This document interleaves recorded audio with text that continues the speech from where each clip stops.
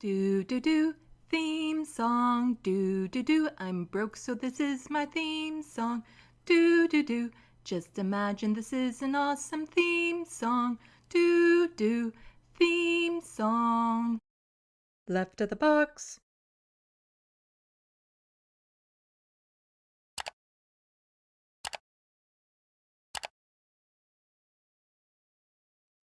Hello, welcome to Left of the Box. Bonjour, bienvenue. I'm Sandy. I have a wonderful show for you guys today, and I'm going to keep it short because we're starting at 9 p.m., so this is not going to be a 5-hour long stream, Looney Tunes 9000. I was able to bring Bam onto the show so we could talk about stuff. I'm sorry, I rushed here after I was done something else because I accidentally double booked myself tonight, so yeah, I'm just kind of doing this on the fly. I got everything ready ahead of time, so I'll do it, everything will be fine, I guess. Let me know in the sandbox if everything is looking all right, sound and audio wise. It's going to be one of those shows, isn't it? And I'm going to try to do my transitions that I want to do so you guys don't see all the weird screens in between. And how about without further delay, I just bring Bam on so I can quit rambling and I have some exciting news. Well, it's exciting to me news to tell you as soon as I bring him on. So just one moment.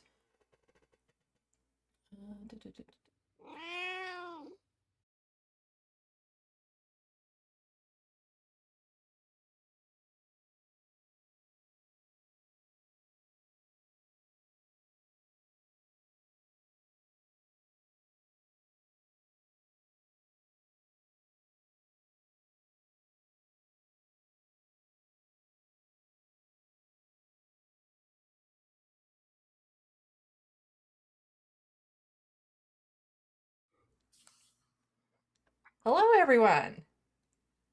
Now, hello. I did this smoothly, I think, this time. I just gotta remember to hit the screen, the holder screen, then hit studio mode, then do the thing. Anyway, yeah, like I said, I've been running behind, so I'm a little bit. But some interesting news. Got Bam here today, but I got in contact with the university here in my area, the encampment. There's a student encampment protesting the genocide in Gaza. And I got in touch with them, and I'm going to be interviewing a representative from that group. It's going to Nice. happen on Saturday. I don't think it's going to be a live stream, though, so then it'll be posted quite shortly after that. But I've been learning a lot already just in the brief phone conversation I had with him, because apparently back in November, the University of Waterloo had the largest rally in their history protesting this genocide, and it was not covered in the news whatsoever. Because when he told me about it on the phone was the first time I heard about it. So Wow. it's going to be interesting. But in the sandbox, we have Looney Tunes 9000, Bad Lefty, Mr. A. And yeah, so hopefully more people come on into the sandbox for some chatting. I know I'm overlapping a lot with the letter hack tonight, but if he wasn't hogging every evening, we could split it up a bit more, even though I hogged them. I went long on Monday as well because I had a very important story on Monday to cover about the CBC here in Canada, the completely biased coverage news media organization that we have. And I felt it important to get that clip up as soon as possible. And that clip happens to be an hour and a half long. But it just kind of confirms a lot of what we already knew when it came to the biases that the mainstream media has. But it's particularly egregious when this is a publicly funded broadcaster, that they're doing this level of biases in the media. They shouldn't be allowed to. Frodo, are you going to come here? Be so nice if Frodo actually made an appearance, because everyone wonders about him because he was the sick kitty. But he's always worried now when I try to call him over that I'm going to be shoving medication down his throat.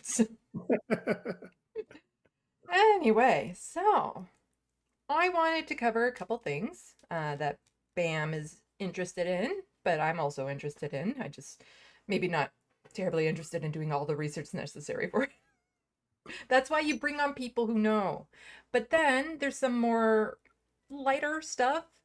Um, Last time when you were on my stream, really, really loved the conversation we were having. And in particular, your take on like toxic masculinity and emotional men and things of that sort. And I thought it'd be a neat overlay onto what's been happening. There's been a couple things in the news right now about politicians attacking each other about their appearance. Right. But it's not just that. You see this on the right and the left all the time. Like the right will post pictures of the left saying, "Oh, look at these, sorry for the language here, fat cows with all the gross hair and stuff of that sort." And then they'll post like a hot picture of a right-wing bleach blonde woman as a way to say we're better than you because we're better looking than you. But then almost immediately, I see people on the left, we have some very attractive people on the left. And they'll post pictures like, "What do you mean there's no attractive people on the left?" Again, as a way of trying to prove, no, we got good looking people too. So we're just as valuable and stuff. And it drives me crazy that it's like, in order for a movement to be better, you have to be better looking, or for your opinions to be valid. The more attractive you are, the more valid your opinions are and stuff like that. And so I just kind of wanted to overlay that with the whole like misogyny and the patriarchy and all that sort of stuff. So we'll get into that. And there's a couple other stories. There's a feel good story. A serial killer got attacked in a Canadian prison. He's probably gonna die. Oh, okay. Yeah, I was gonna ask. Like, it's only a feel good if he doesn't recover. Well, there's a fun little news clip about it. Fun. The first part of it isn't fun, but it ends off with a little Canadian cherry on the poutine. We don't have cake up here, it's poutine. Anyway, so let's start with some of the harder stuff and get that kind of out of the way. Recently, a lot of people probably heard in the news that the Iranian president died in a helicopter crash. And I have a couple videos on it. One is a Canadian news video, and then one is one that Bam recommended, and we're going to go over that. And then there's also the ICC and their arrest warrants that were out. I touched on that in my last live stream, but now we have the reactions of the leaders. Everyone gets where Justin Trudeau falls on suddenly like, "Oh, what do you mean we have to respect the courts now?" Now isn't a good... Oh man, it's so much easier to respect the courts when they weren't doing their job. So we'll get a little bit into that. So, packed show today. I should probably stop rambling so that we can actually get to it. So it's not a 5-hour long live stream, Looney Tunes 9000. He always thinks it's going to be 5 hours, but then I end it 5 minutes before. Purposely, just to bug them. Anyway. Okay, so I'm going to do the transition thingy, so we'll be right back. I moved my monitors, so now I have to like look over to see which one I'm clicking on.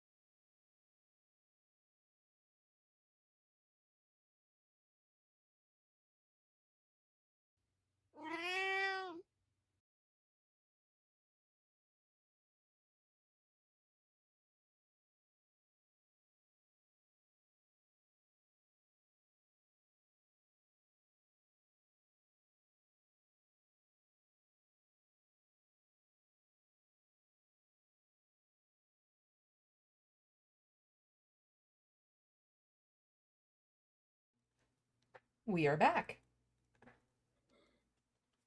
So, you don't need to see that I put that in the search bar there. Okay. So, Iran's president and foreign minister died in a helicopter crash, state TV report says. From what I saw the evening of before they knew he didn't make it, I'm not suspecting this was an assassination, just given the weather was pretty brutal. Like, it was thick, thick fog. I would just find it ironic if they were fleeing an assassination attempt and then, like, tripped and killed themselves type thing. Yeah, I mean, it was crazy. It's May, and that area of Mhm. Iran, they said that it was snowing. It started snowing when they were looking for the Oh, helicopter. I miss snow. Uh, Yeah, I remember them saying that it was like really cold so that even if they did survive the crash, it was only a matter of time, providing part of the chopper wasn't on fire that they could stay warm close to. Um, right. But just to like for people's notions about the Middle East, um, there are areas that snow and get very cold. it doesn't snow outside of Canada and Russia. We all know that. Yeah, there's mountains with snow. They actually have a couple ski resorts in Iran, actually. Really? Uh, yeah, before the revolution, it was actually pretty popular for skiing. But yeah, I just wanted to mention that part. Like, Hmm. it's May and it's like snowing in that part of Iran. And when they were showing it, it was like like looked like some forest. Yeah. Well, I remember when I was a kid, I was very silly in the way that I thought the seasons on this planet worked. Because I thought, given the way that our orbit around the sun is, it's oblong, so it's not a complete proper circle around the sun. So I figured when the Earth was further away from the sun, that basically the entire world had the same seasons at the same time. That's what I thought when I was a kid, and then I learned no, it's more about the tilt and things of that sort. So when it's summer up here, it's winter in Australia, which, of course, they just have to be contrarian to everything. They don't even blush the right way, circles the wrong way. They just have to be the opposite with everything. Well, at least you didn't think Earth was flat. Oh, that's good. No. I do think that there is at least some logic behind what I was thinking when I was a kid. Because, I don't know, it kind of would make sort of sense to a child. Anyway, why don't we watch this global news, little report on this, and then we'll get to the other article, or, yeah, video.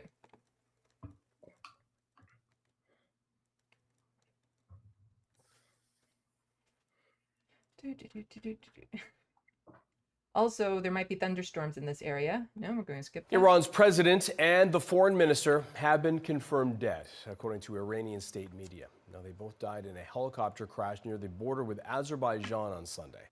متن پیام تسلیت رهبر انقلاب اسلامی به این شرح است. بسم الله الرحمن الرحیم. انا لله و انا الیه راجعون. Okay, I'm going to read that out for people. Let's see. In the name of God, we come from God, and there's timestamps over this. Okay, this wasn't a bright idea on my part. It is with great sadness and regret that I received the bitter news of the martyrdom of the volume bar and timestamp scholar, the president. I didn't put this. Who is competent and hardworking, the servant of words that even if I could see, I probably couldn't read. More words I can't. Okay, it's just a statement. Incident happened during his time in service. They were a noble person. Is this one of those cases where it's like, oh, now that they're dead, we have to speak good of them? Or is this something like they actually believe? Because this sounds like a lot of praise. I mean, it's state media, but like, it's the president. And before his short presidency, put his nonstop efforts in the service of the people in the country. Tragic incident, loss. Okay, did I just really go for? Okay, I picked a global news one because I thought it'd be like a global news reporter. But I can't. The problem is I can't even see because I have this. Well, I'm pointing to all of it so you guys can see it on the screen why I'm having troubles reading this. Other than I can't read names. So why don't we just go to the clip that you gave us? Yeah, it's a clip from DW, the German version of CBC. Oh, okay. But I like DW. Yeah. I'm just trying to think if there's one off on the side here.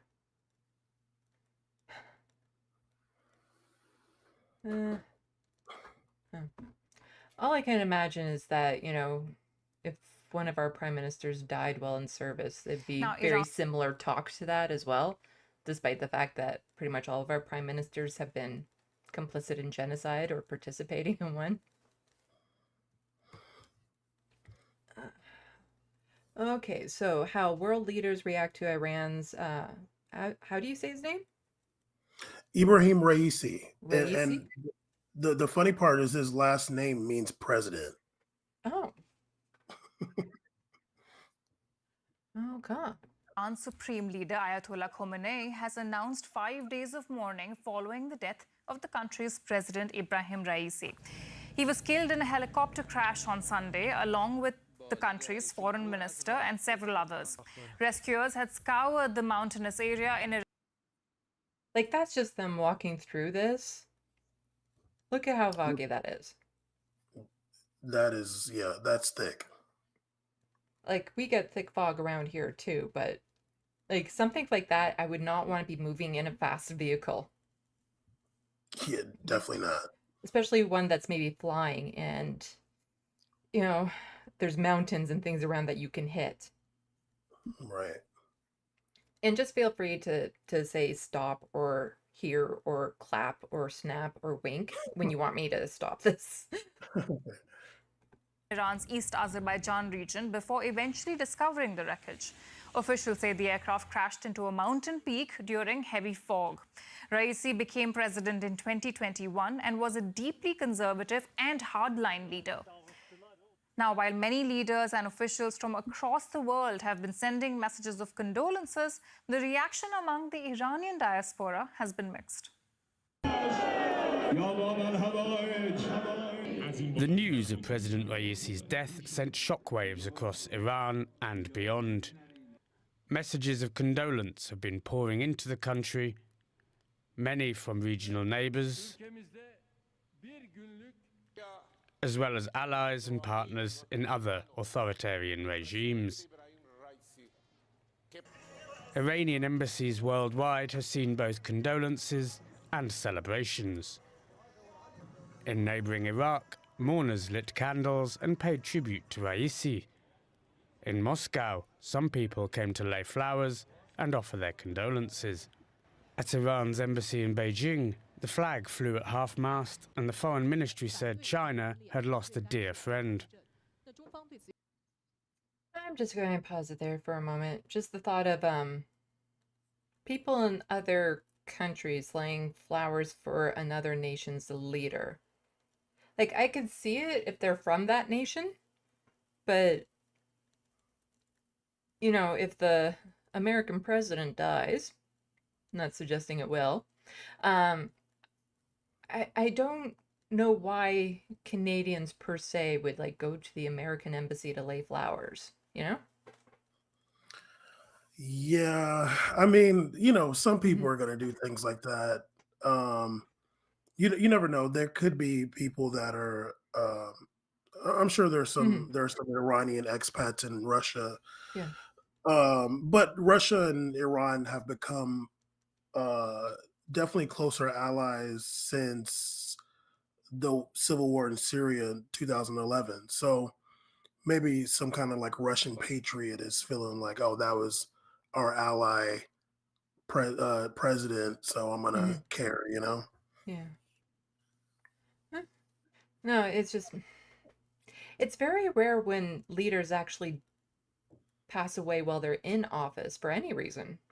Right. Like, I don't recall it happening too much. And, there's been senators or MPs and things like people of that sort, but to have like the figurehead of the country, the leader of the country pass away while in power, it's a very rare thing. And then there's a lot of turmoil, I would imagine, over, okay, so who's in charge?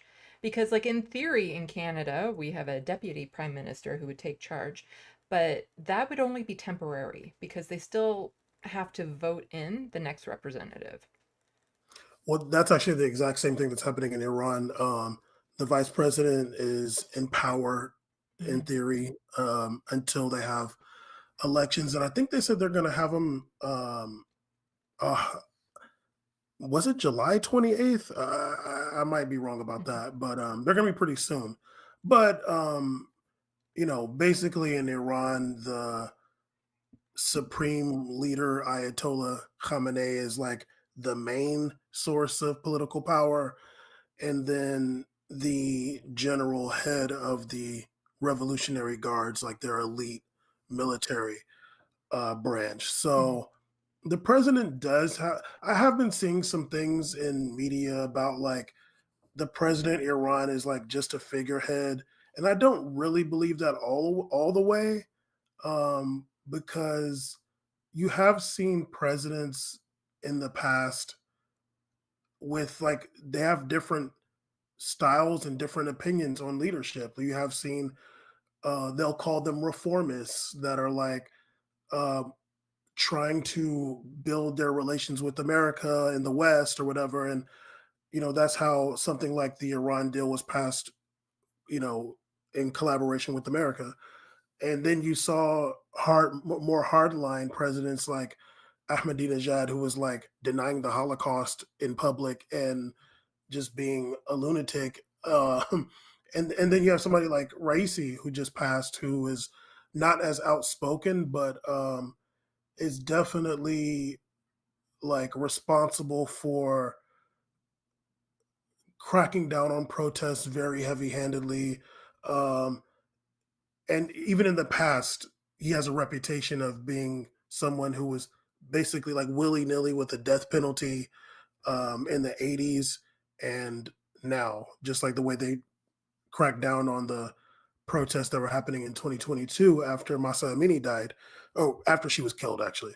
Um, so yeah, it'll be interesting to see what happens. I think it's, you know, maybe Iran is not like that important to people, but it is a pretty consequential place when it comes to the world and just the region. Someone could argue that everything that like what's happening in Gaza right now has more to do with Iran than anywhere. Um, and when it first started, I would talk about that a lot on Power Report. So yeah, we'll see what happens. Like, I wonder if the people in Iran who have in the past like couple elections haven't been like that motivated to go out and vote, as opposed to like other elections before that, where they will be waiting like 8 hours to vote. I wonder if now they'll be well, if they get anybody that's different, if the Ayatollah lets them. A lot of times there'll be like somebody, and they'll just say, "No, you can't run for president," and then people are just like unmotivated to vote. But if he says like, no, we can like get some different people, maybe something good could happen from this. Oh, and just to let people know, we're not watching this full video. Just about the first 5 minutes, you said? I mean, what was it? We don't have to finish the whole thing. It was just Mm. like some. Yeah. They were showing leaders of different countries, and then they were showing like different. I think they showed like the German embassy and in the UK, there were people Mhm. like they were like Persian people celebrating his death, Mhm. having some parties outside celebrating the death for Ibrahim Raisi, who is like, yeah, he's a longtime figure. They were actually saying that he might have ended up being the next Ayatollah after Khamenei passes, and he's like 85. So yeah, I mean, I've known. It's funny because when he got elected president, I was like, damn, I remember that guy kind of. But I won't get all into it. But he does have like a a big reputation in Iran as a hardliner and someone who is like very much against freedoms. And yeah, there's definitely like some conspiracies out there. Um at no point did I think like Israel did it. I actually think Netanyahu likes for there to be a hardliner in Iran. But there are some conspiracies that the Khamenei, who is the supreme leader Ayatollah, his son could also end up being the next Ayatollah. And they're saying maybe his son sabotaged the helicopter to get Raisi out of the way so he can just be the next Ayatollah. I don't Yeah. know. Who knows? Yeah. But it's funny. Yeah. Do you suspect it was foul play or just it was really bad weather? Yeah, I don't think it was, but it is. I mean, like looking at a map, I'm like, why would you take a helicopter from Azerbaijan?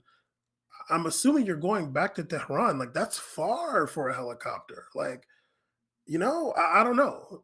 I don't know. Maybe they do that all the time, but I just feel like that's really far for a helicopter. And I don't know. Like, I feel like if you're a president, like you're like a country that you got a lot of enemies in the region, I feel like you would take a plane rather than a helicopter, but I don't know. There was also talk like because of the sanctions against Iran, they're not able to get like the parts for the helicopters and stuff like that. I don't really believe that. I'm not really buying that so much because like Iran has its own like car companies and stuff. It's like no, they can figure out a helicopter, but yeah, it is a far jump for a helicopter. It seems like, and you're going over mountains no matter what. Like, so wouldn't you just go really high? Like, I don't know. Like, I would like to avoid mountains whenever I'm in some sort of aircraft. right. I'm just like, well, you know that there's mountains. Didn't you see them on your way there? Like, wouldn't you be like, okay, we got to go way above these. So let's just go extra high, actually. To admit, they can just kind of pop out of nowhere. Right. Maybe there was an earthquake. Who Mhm. knows? Yeah, like the Land Before Time or something like that. There's a big earthquake, and all of a sudden there's mountains and valleys and rifts and stuff. You never know. Like Azerbaijan and the north of Iran are all like the Caspian Sea is on them. Like you can just go fly over the water. Like I mean, for me, I'm just like, I don't know. Was the pilot just dumb? I don't know because I would just be like, okay, whoa, it's really foggy. Let me just go. What would that be? East, I guess, and avoid anything because I can just fly right over the Caspian Sea. I don't know. President Raisi made significant contributions to Iran's security and stability, and he promoted its development and prosperity. The reaction from the United States was somewhat more ambivalent. Ebrahim Raisi was a brutal participant in the repression of the Iranian people for nearly 4 decades. That said, we regret any loss of life. We don't want to see anyone die in a helicopter crash. Oh, that sounds so insincere. Like he was a horrible piece of trash, but it's not a good way to go. Not the helicopter, at least. But that doesn't change the reality of his record, both as a judge and as the president of Iran. The fact that he has blood. They never say this about their own people. Where was this about Henry Kissinger? Like, he was a horrible piece of trash, but dying at 100. You can't even get one of these types to say anything about Andrew Jackson. So Yeah. yeah. No, it seems so. Oh, what's the word?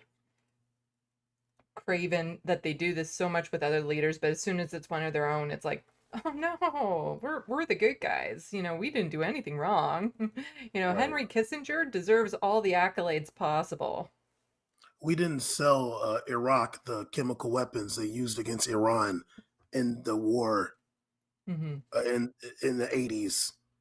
We didn't do that. No, we're all team good players here, but those other people, those are the bad ones that you need to watch out for.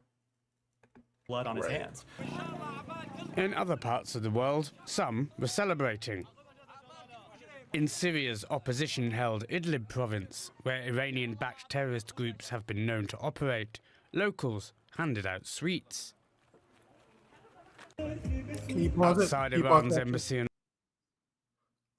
I don't like them calling them terrorist groups there. I don't like that. They're not like, there was a civil war and there's militias and people are picking sides. They weren't like, doing car bombs and stuff. That there's a big difference there. Yes, Iran does back certain militias and they do support the Syrian government. But to refer to the Iranian-backed militias operating in Syria as terrorist groups, I wouldn't say that. I totally missed that because I was so focused on how yummy those things looked and I haven't eaten yet. Yeah, I've lost faith in a lot of what our leaders will call terrorist groups. Like even with Hamas, would I consider them a terrorist group? Not really, no. No, I wouldn't either because it's hard for me to call somebody a terrorist group when you're like in occupied like you're being occupied. They're doing 10 times worse or 100 times worse to you. And actually I think in international law you're allowed Yeah. to fight your occupier. Yeah, you're So, allowed to resist. right. So I wouldn't call Hamas like a terrorist group. Like Was they're a was group that October do terrorist acts, but that doesn't necessarily make them a terrorist group. Yeah, like for me, like if they were I mean, I haven't really thought about this, but like, if they did like an attack in like Mexico, then yeah, like hey man, like Yeah. that you're doing a lot now, buddy, but Yeah. like just fighting against like the people that are fighting against you. And yeah, October 7th they did target civilians, but Israel targets civilians too. Yeah. So, it's tit for tat. Yeah, it's like that's the thing with labeling like a group a terrorist group. It doesn't necessarily mean everything they do is just for terroristic reasons, and yet we have nations like Canada and the United States have done horrendous things Right, right. and aren't labeled as terrorist groups, and yet some countries would maybe beg to differ. Right. Yeah. I mean, like what I call, ISIS a terrorist group, like sure, like I don't really believe in what they're doing. I don't Mhm. really feel like they have a leg to stand on really. Or like Al Qaeda, like what they were doing. Like you're bombing an embassy in Kenya and Tanzania, like that just like doesn't make sense. Like even if it's the U.S. embassy, like you see the picture of the dead people, it's all Mhm. Africans. They're like, come on. Now, when Al Qaeda bombed some like U.S. Navy boat off the coast of Yemen, go for it. I had no problem Mhm. with that. But like, just a Mhm. bunch of just like Africans do, it's like you're doing too much. You're a terrorist now. Yeah, it's almost like people are afraid of just talking about the nuance, the context Right. of the situations, of the different reasons, and maybe having to contemplate and deal with like why some of the attacks happen. Because there's absolutely attacks that are just terrorist attacks. Their main goal and objective is to terrorize and just show superiority and just hurt people. But then there's other groups that are resisting, that are fighting Right. back. And Right. it's important, like if a group is labeled a terrorist group, you still have to, I think, independently look at everything. It's just a lot of people don't want to do that. They'd rather just have it a blanket statement and not have to think of nuance, just be able to, nope, this is the one thing I have to think about this group and nothing else. Yeah, and it's easy to do that when it Mhm. comes to media. Like media will characterize, I mean, and I'm not even talking about like the traditional mainstream media, like media anywhere, they're gonna call like the people that are against them the terrorists. And yeah, for me, it's just like, yeah, I got to look at the situation. Do I really feel like you're just like targeting people that have nothing to do with the situation? Or are you fighting your occupier? Like, Mhm. if you're fighting your occupier, like, dude, go for it. You know, Mm. I don't, I'll say this, I don't want anybody to die. Yeah. I don't want there to be any wars. I don't want there to be any intelligence agencies, none of that. But if you're occupied and you want to fight back, who am I to tell you not to Mhm. at the end of the day, you know? Yeah, I am slightly concerned with the label of terrorist these days, and it's going to come into play a lot in the American election. Like that word is just going to be thrown around so much by, a certain side. Yes. And to like, let me like to be clear, like I do think that like I don't know if I've ever said this on here. I was I was Muslim for 10 years. I was in the community. I left it. Hopefully they don't kill me.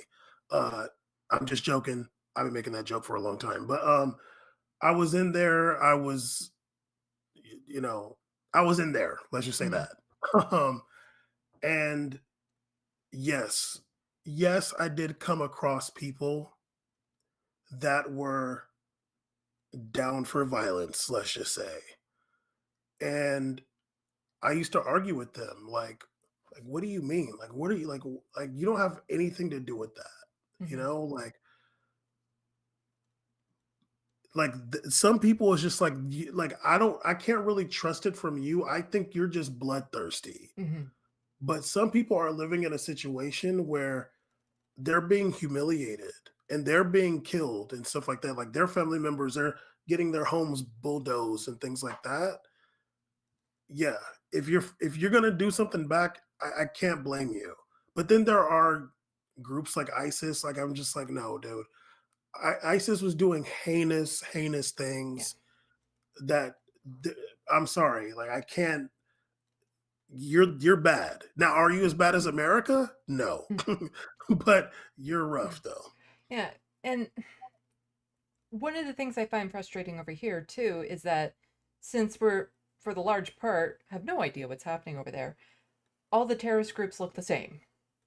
Right. So I've heard a lot of people, because of queer people like me who are pushing back against the genocide that's happening, and they're like, oh, well, if you were queer in the Gaza Strip, they'd throw you off a building. And it's like, that was an ISIS thing. I don't recall Hamas doing that. Like, would I be welcome? Probably not. But it's not all the same. But they all get kind of grouped into this one ambiguous, they're all round terrorists from over there. Right. I'll say this as somebody who's been to the region, know a lot of people from the region. Can you be gay over there? Absolutely. You Mhm. sure can. Can you be out? To some people, you can. Mhm. Can you be like out publicly out there? Maybe not. It might not be safe for you, but it might. So basically Florida. It's not that different than a lot of places. Yeah. Like you, Well, you just might be safer.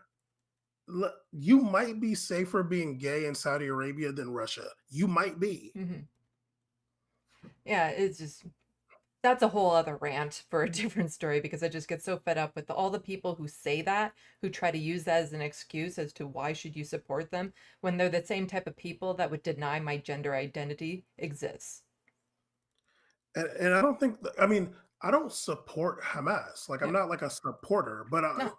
I'm, if I got to pick one, then yeah, I know who I'll pick, Yeah, for like, me, it's not like I don't support it. I don't support the attack that they did against civilians and things.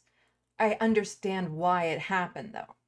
right. And I think that's a lot of people are just even afraid to acknowledge that. That is like, no, I understand why they did it. It doesn't make it right. But what other options? Like, to me, I see the government as Israel being more responsible for that by putting them into a situation where there was no other alternative, because they've 100%. tried to protest peacefully time and time again. And again, what I was explaining when I was doing the CBC review thing that I did in the hour-and-a-half clip, please go check that out, is that a lot of people don't know about all these other attempts that they were making to try to, get independence, to get their rights back and all that sort of stuff. And now all of a sudden, all they hear from the news is October 7th. And so to a lot of people, this just came out of the blue. And so, yeah, if this just came out of the blue and there was no background cause for it, I could completely understand why people would think this is a terrorist attack. But when you know that they've tried basically everything else, and yet they're not even allowed to collect rainwater. Right. Right. And that, yeah, it was 2021, if I'm not mistaken, when they were doing those protests and like walking up to the fence, and Israeli snipers are Yeah. shooting children. Children, clearly You labeled know, like- medics. Like, Yeah. it's just, and And the, even right and even right now, Mhm. there are Israeli snipers Yeah. shooting children. I know someone I know, their husband is a doctor, and I think he's back from Rafah now.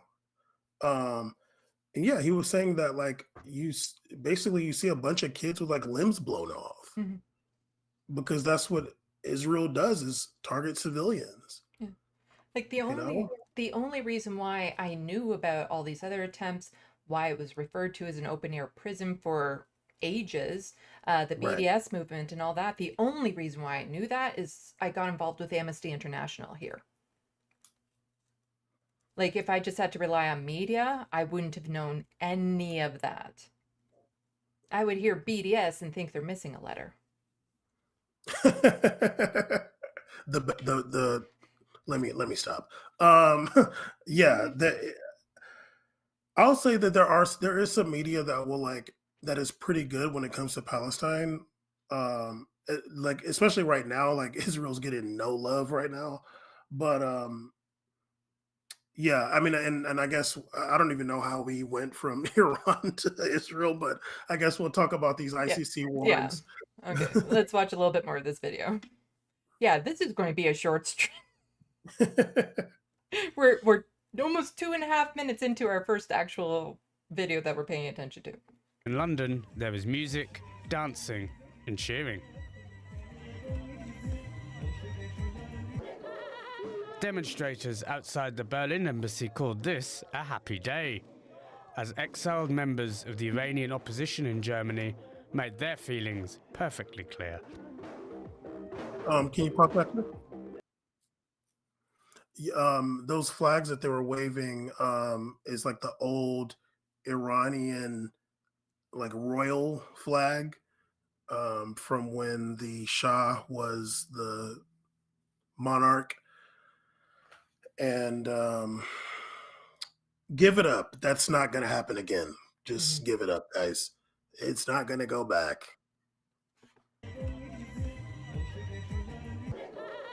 Demonstrators outside the Berlin embassy called this a happy day, as exiled members of the Iranian opposition in Germany made their feelings perfectly clear. Raisi's death has prompted mixed reactions from governments and leaders from around the world. Russia and Iran have deepened their ties since the start of Vladimir Putin's full-scale invasion of Ukraine. Putin also hailed his country's strategic partnership and friendship.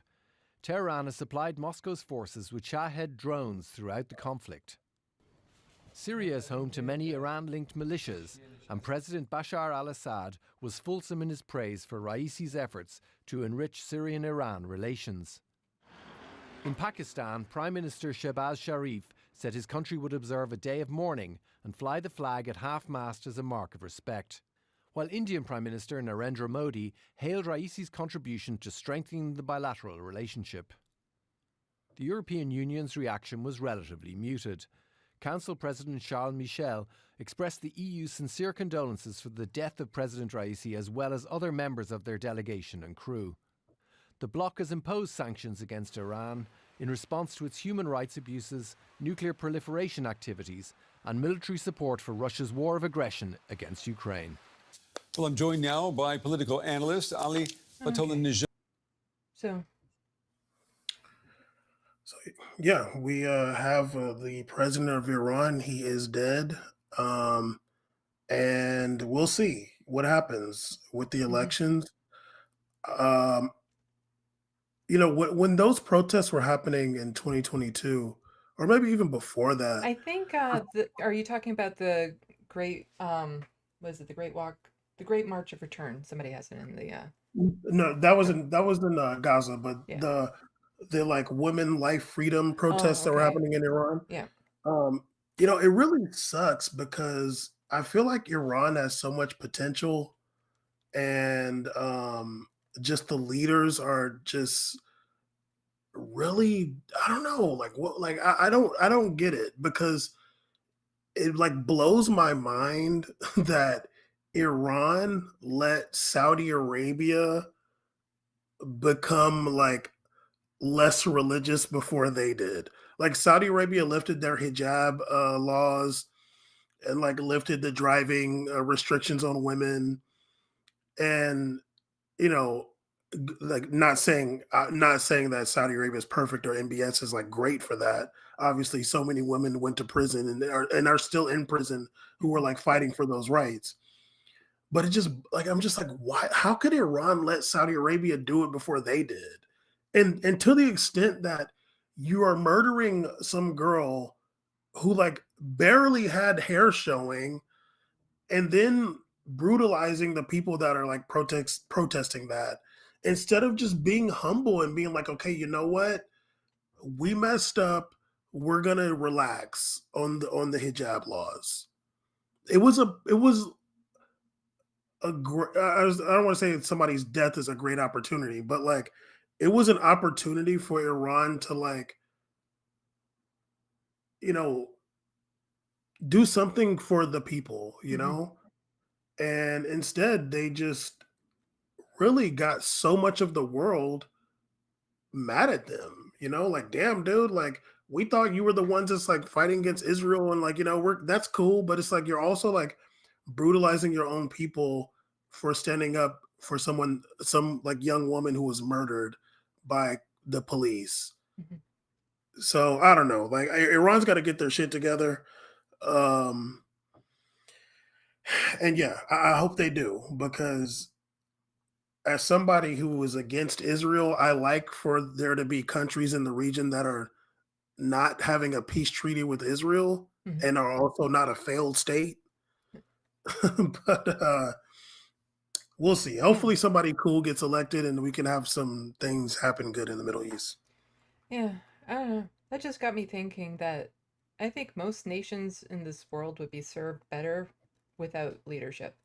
Like without the leaderships that they currently have. Like if they were actually ruled by the people, I think the people of any given country are generally speaking better representatives of culture and who they are and the progress that they want than the leaders that are in place. You know what? I would love to agree with that, but you know, people are shitty too. I'm saying most, not all, most.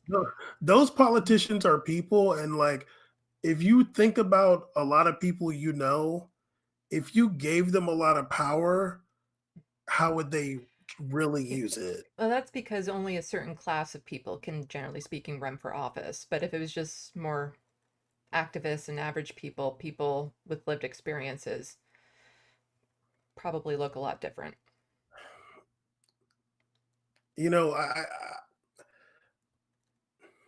Sure, hopefully, because I know some people like that are like close to me that'll be like, you know what? I'm glad you're not president, actually. You would take advantage of that real fast. Well, I would never be a good prime minister. I'd be an amazing dictator, though. Anyway, let's get on to the ICC. So, in my last live stream, covered that arrest warrants were being issued. So they haven't actually been dealt out yet. Like they're not confirmed. But they're being sought after But as of yet, I don't think anyone can just go up and arrest Benjamin Netanyahu. And Night at your own risk. yeah. And also, it won't happen while he stays in Israel.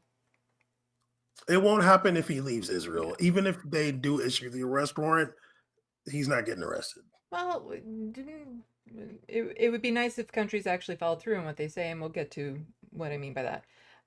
So first, we just have world leaders react to the ICC warrant against Israel Hamas officials. And then in quotes, just plain wrong. Okay, which leader said that it's just plain wrong? Any guesses in the sandbox? Other than like all of them? No. Actually, there were some mixed up in here. So.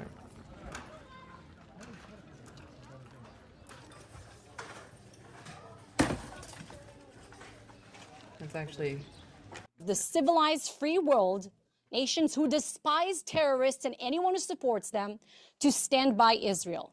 You should outright condemn this step, like the US did, UK, Germany, Italy, and the Czech Republic, for instance. Make sure the ICC understands where you stand. Oppose the prosecutor's decision and declare that even if warrants are issued, you do not intend to enforce them. Right, I just need to peek at something.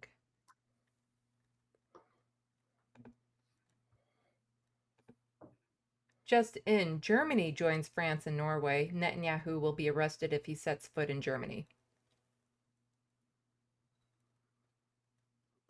Okay, where is that from?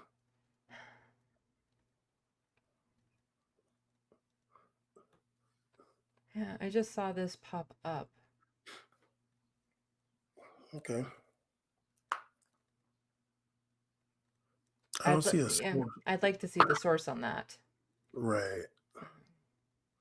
Because I can't see Germany. Germany is a really big ally of Israel. I can't see that happening. Yeah. Interesting. Because this is not about our leaders. It's about our survival as the nation of Israel. Jews, Christians, and Muslims who refuse to die in the hands of terrorists. Are you playing Obviously, the clip?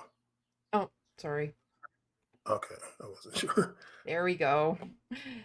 Thank you for reminding me. We're about to get to Justin Trudeau's statement. To die in the hands of terrorists. Obviously, the International Criminal Court is independent in its work, and I've said from the very beginning how important it is that everyone respect and abide by international law. What I will say is troubling, though, is the sense of an equivalency between the democratically elected leaders of Israel and the bloodthirsty terrorists that lead up Hamas. Shut up. Sorry, it always pisses me off when he's like the bloodthirsty leaders of Hamas, and yet, the fine folk of the Israeli government. Like, if anyone has proven that they're bloodthirsty, I think just the level of carnage that the IDF is responsible for, but then to call Hamas bloodthirsty, like, it just, but here, let me just pop this in here. This is from the Jerusalem Post. Germany says it will arrest Netanyahu as Israel envoy appeals to Berlin to defy ICC.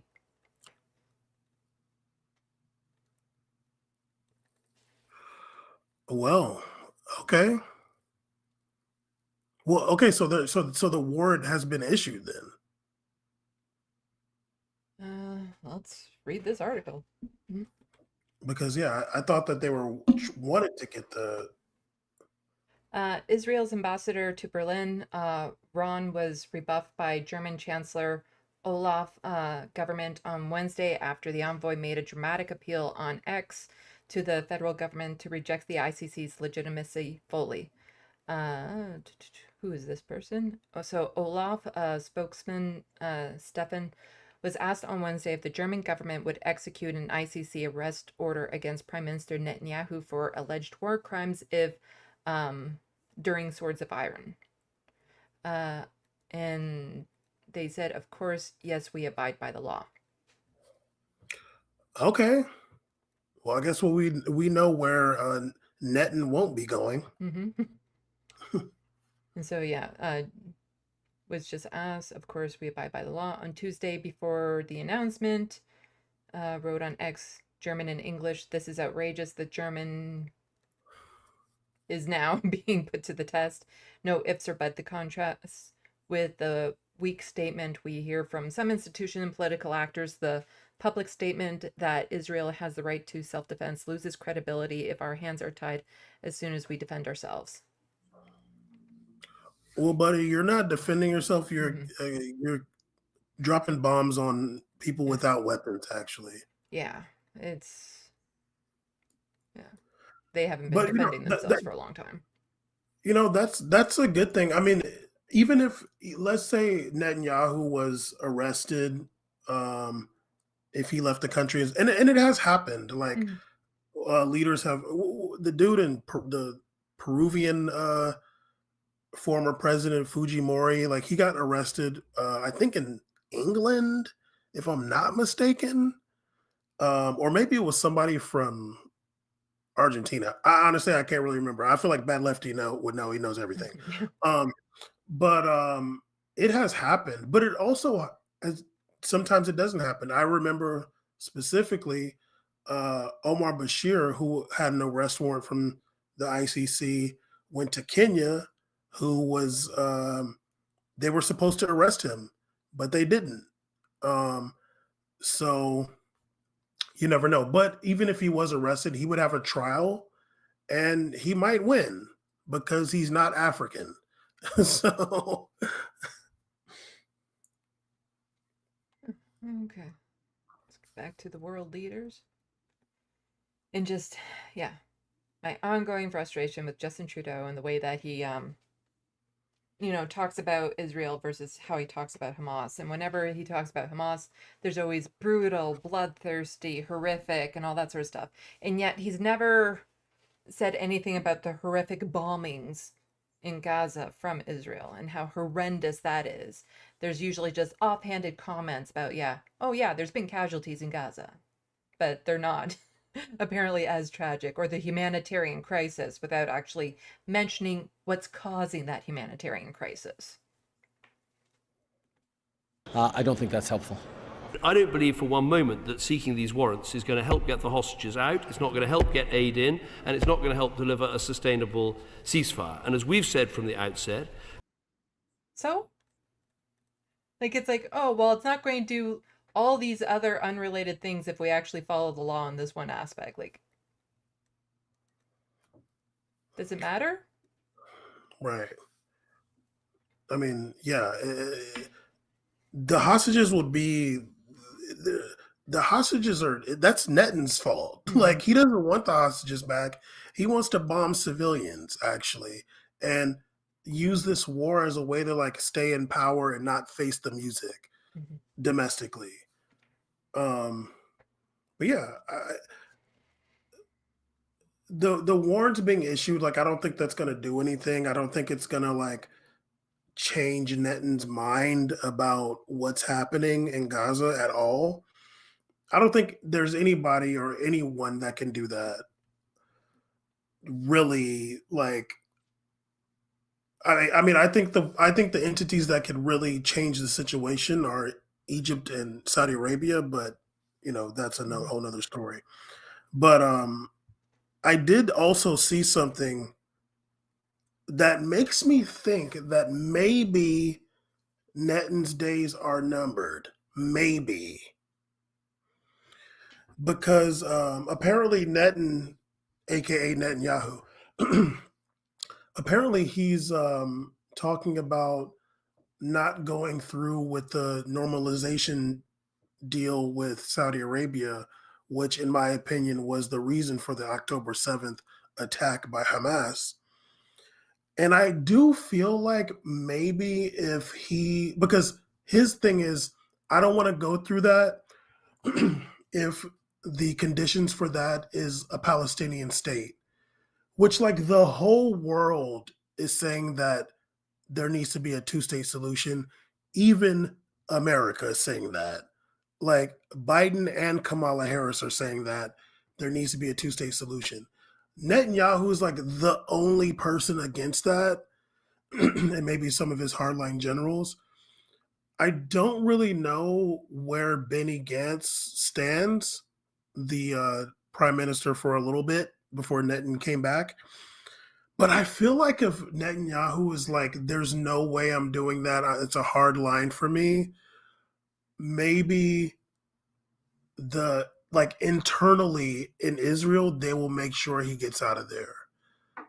Because he's the one that's really like doing the most. And if he's like really gonna hinder progress, it could be over for him. And recently Benny Gantz was saying, I don't know what he is right now, the foreign minister or something like that, or defense minister, I can't remember. He was saying that he was going to resign because Netanyahu doesn't have a plan for after the war. And he's saying like, there's got to be a plan for after the bombing, and Netanyahu doesn't have one. So I'm going to resign. I don't think he's going to resign actually, but there's starting to be some internal conflicts when it comes to this situation. Sadly, it's not about how many people are getting killed in Gaza. It's more about like, okay, what are we going to do now? And people realizing that Netanyahu is using this war for political reasons. Because Israel is not a signatory to the Rome Statute, and because Palestine is not yet recognised as a state, we don't think that the court has jurisdiction in this area. But I would go beyond that and say, frankly, I think this is mistaken in terms of position, in terms of timing, in terms of effect. To draw moral equivalence between the Hamas...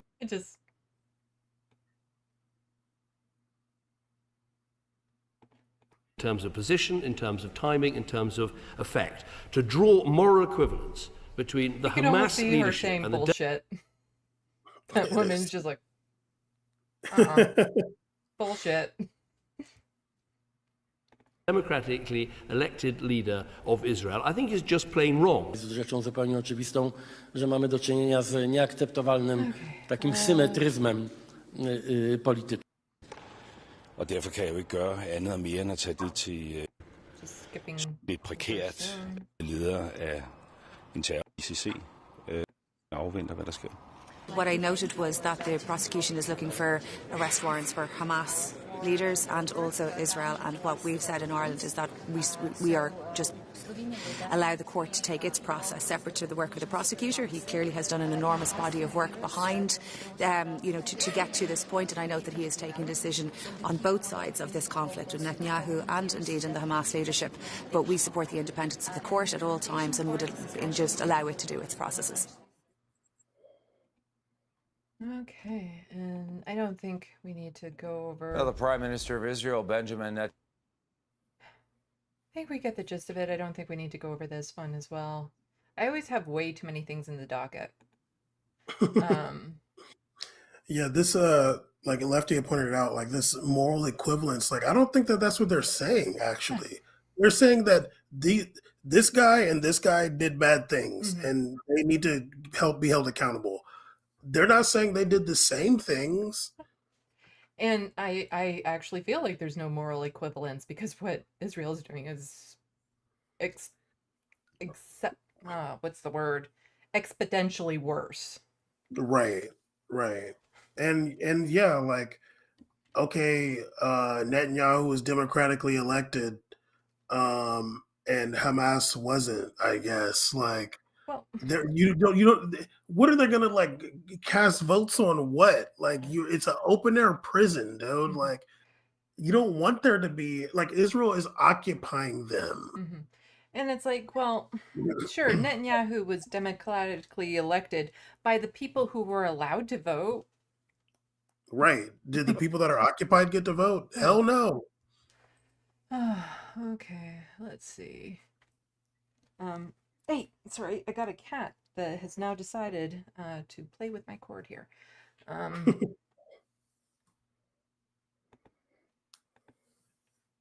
So this is from earlier. We have Norway, Ireland, Spain formally recognized Palestine as a state.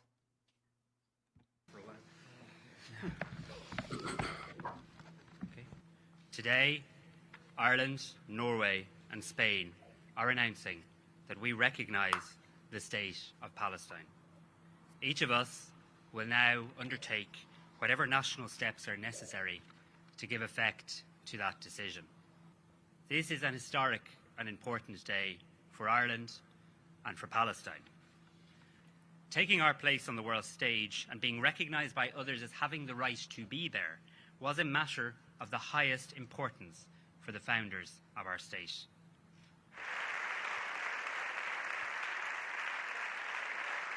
Tras haber consensuado la decisión entre los dos partidos que formamos el gobierno de coalición progresista, Sorry, I'm skipping over anything with subtitles at this point because I'm not reading them and they're not very visible on here. So, okay. Well, just one moment. We'll get back to just the two-person shot, and we'll take a quick breather and check the sandbox before moving on to some of the social issues and fun topics. So just one moment.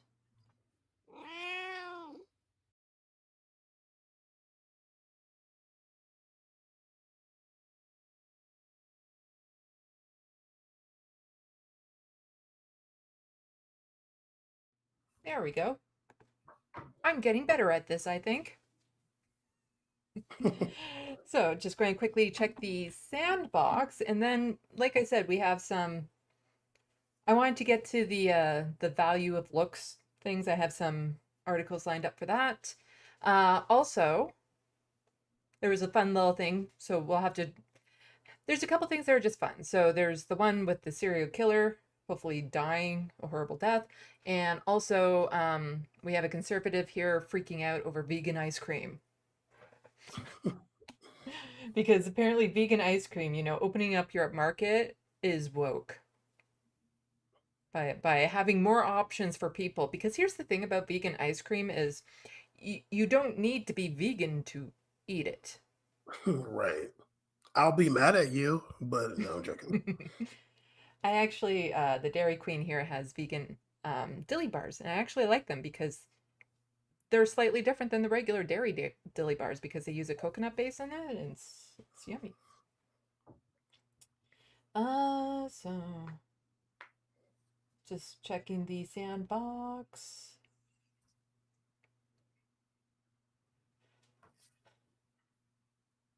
Trying to find something. That's the thing. It's trying to find a comment I know the context of, but very quickly, because I normally spend way too much time in the sandbox. And then all of a sudden it's like, oh, so this is almost a 5-hour-long stream. Somebody has, I guess, just discovered my artwork. And praised it. Yes, well, thank you, John Martinez. Grant Johnson, I say Trudeau is up Biden's ass.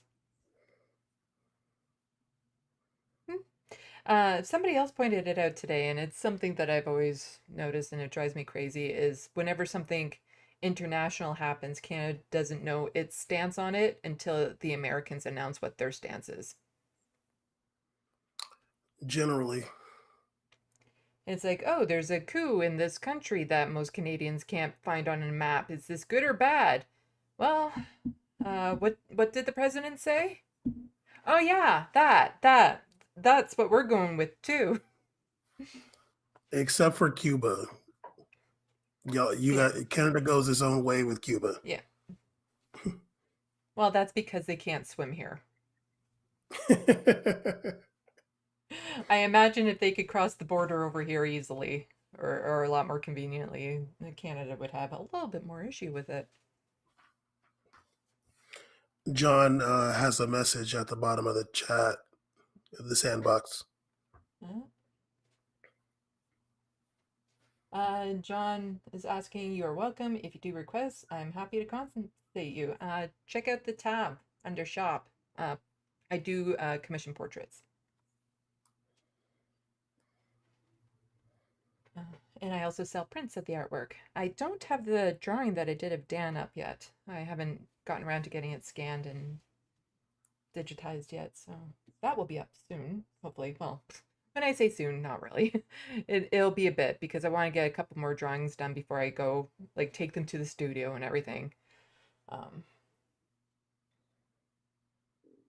Okay, well, why don't we get back into it? So, what do you want to do first? Talk about appearance or talk about a serial killer?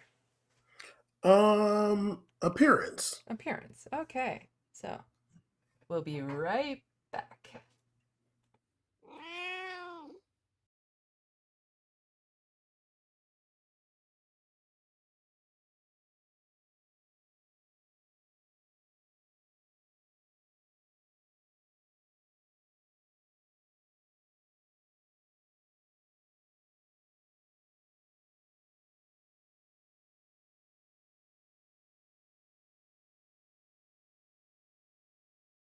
Transition. There we go. I'm getting smoother with this.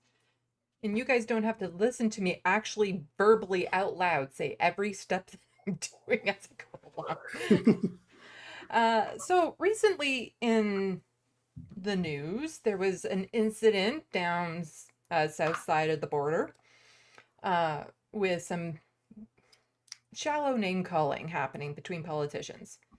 And it started to rub me the wrong way. And it's not just because of what they did, but it's also the fallout that tends to happen whenever this type of comment gets said on this type of thing. And then people start to justify it, like, well, it's okay to call this person fat and ugly because they called somebody else, trampy or something like that. And it really gets me, because, like, even in my comment section from time to time, I'll see people refer to somebody as like, oh, well, they're just a fat person or something of that sort, or they'll make comments about a bad person but mention their size in it.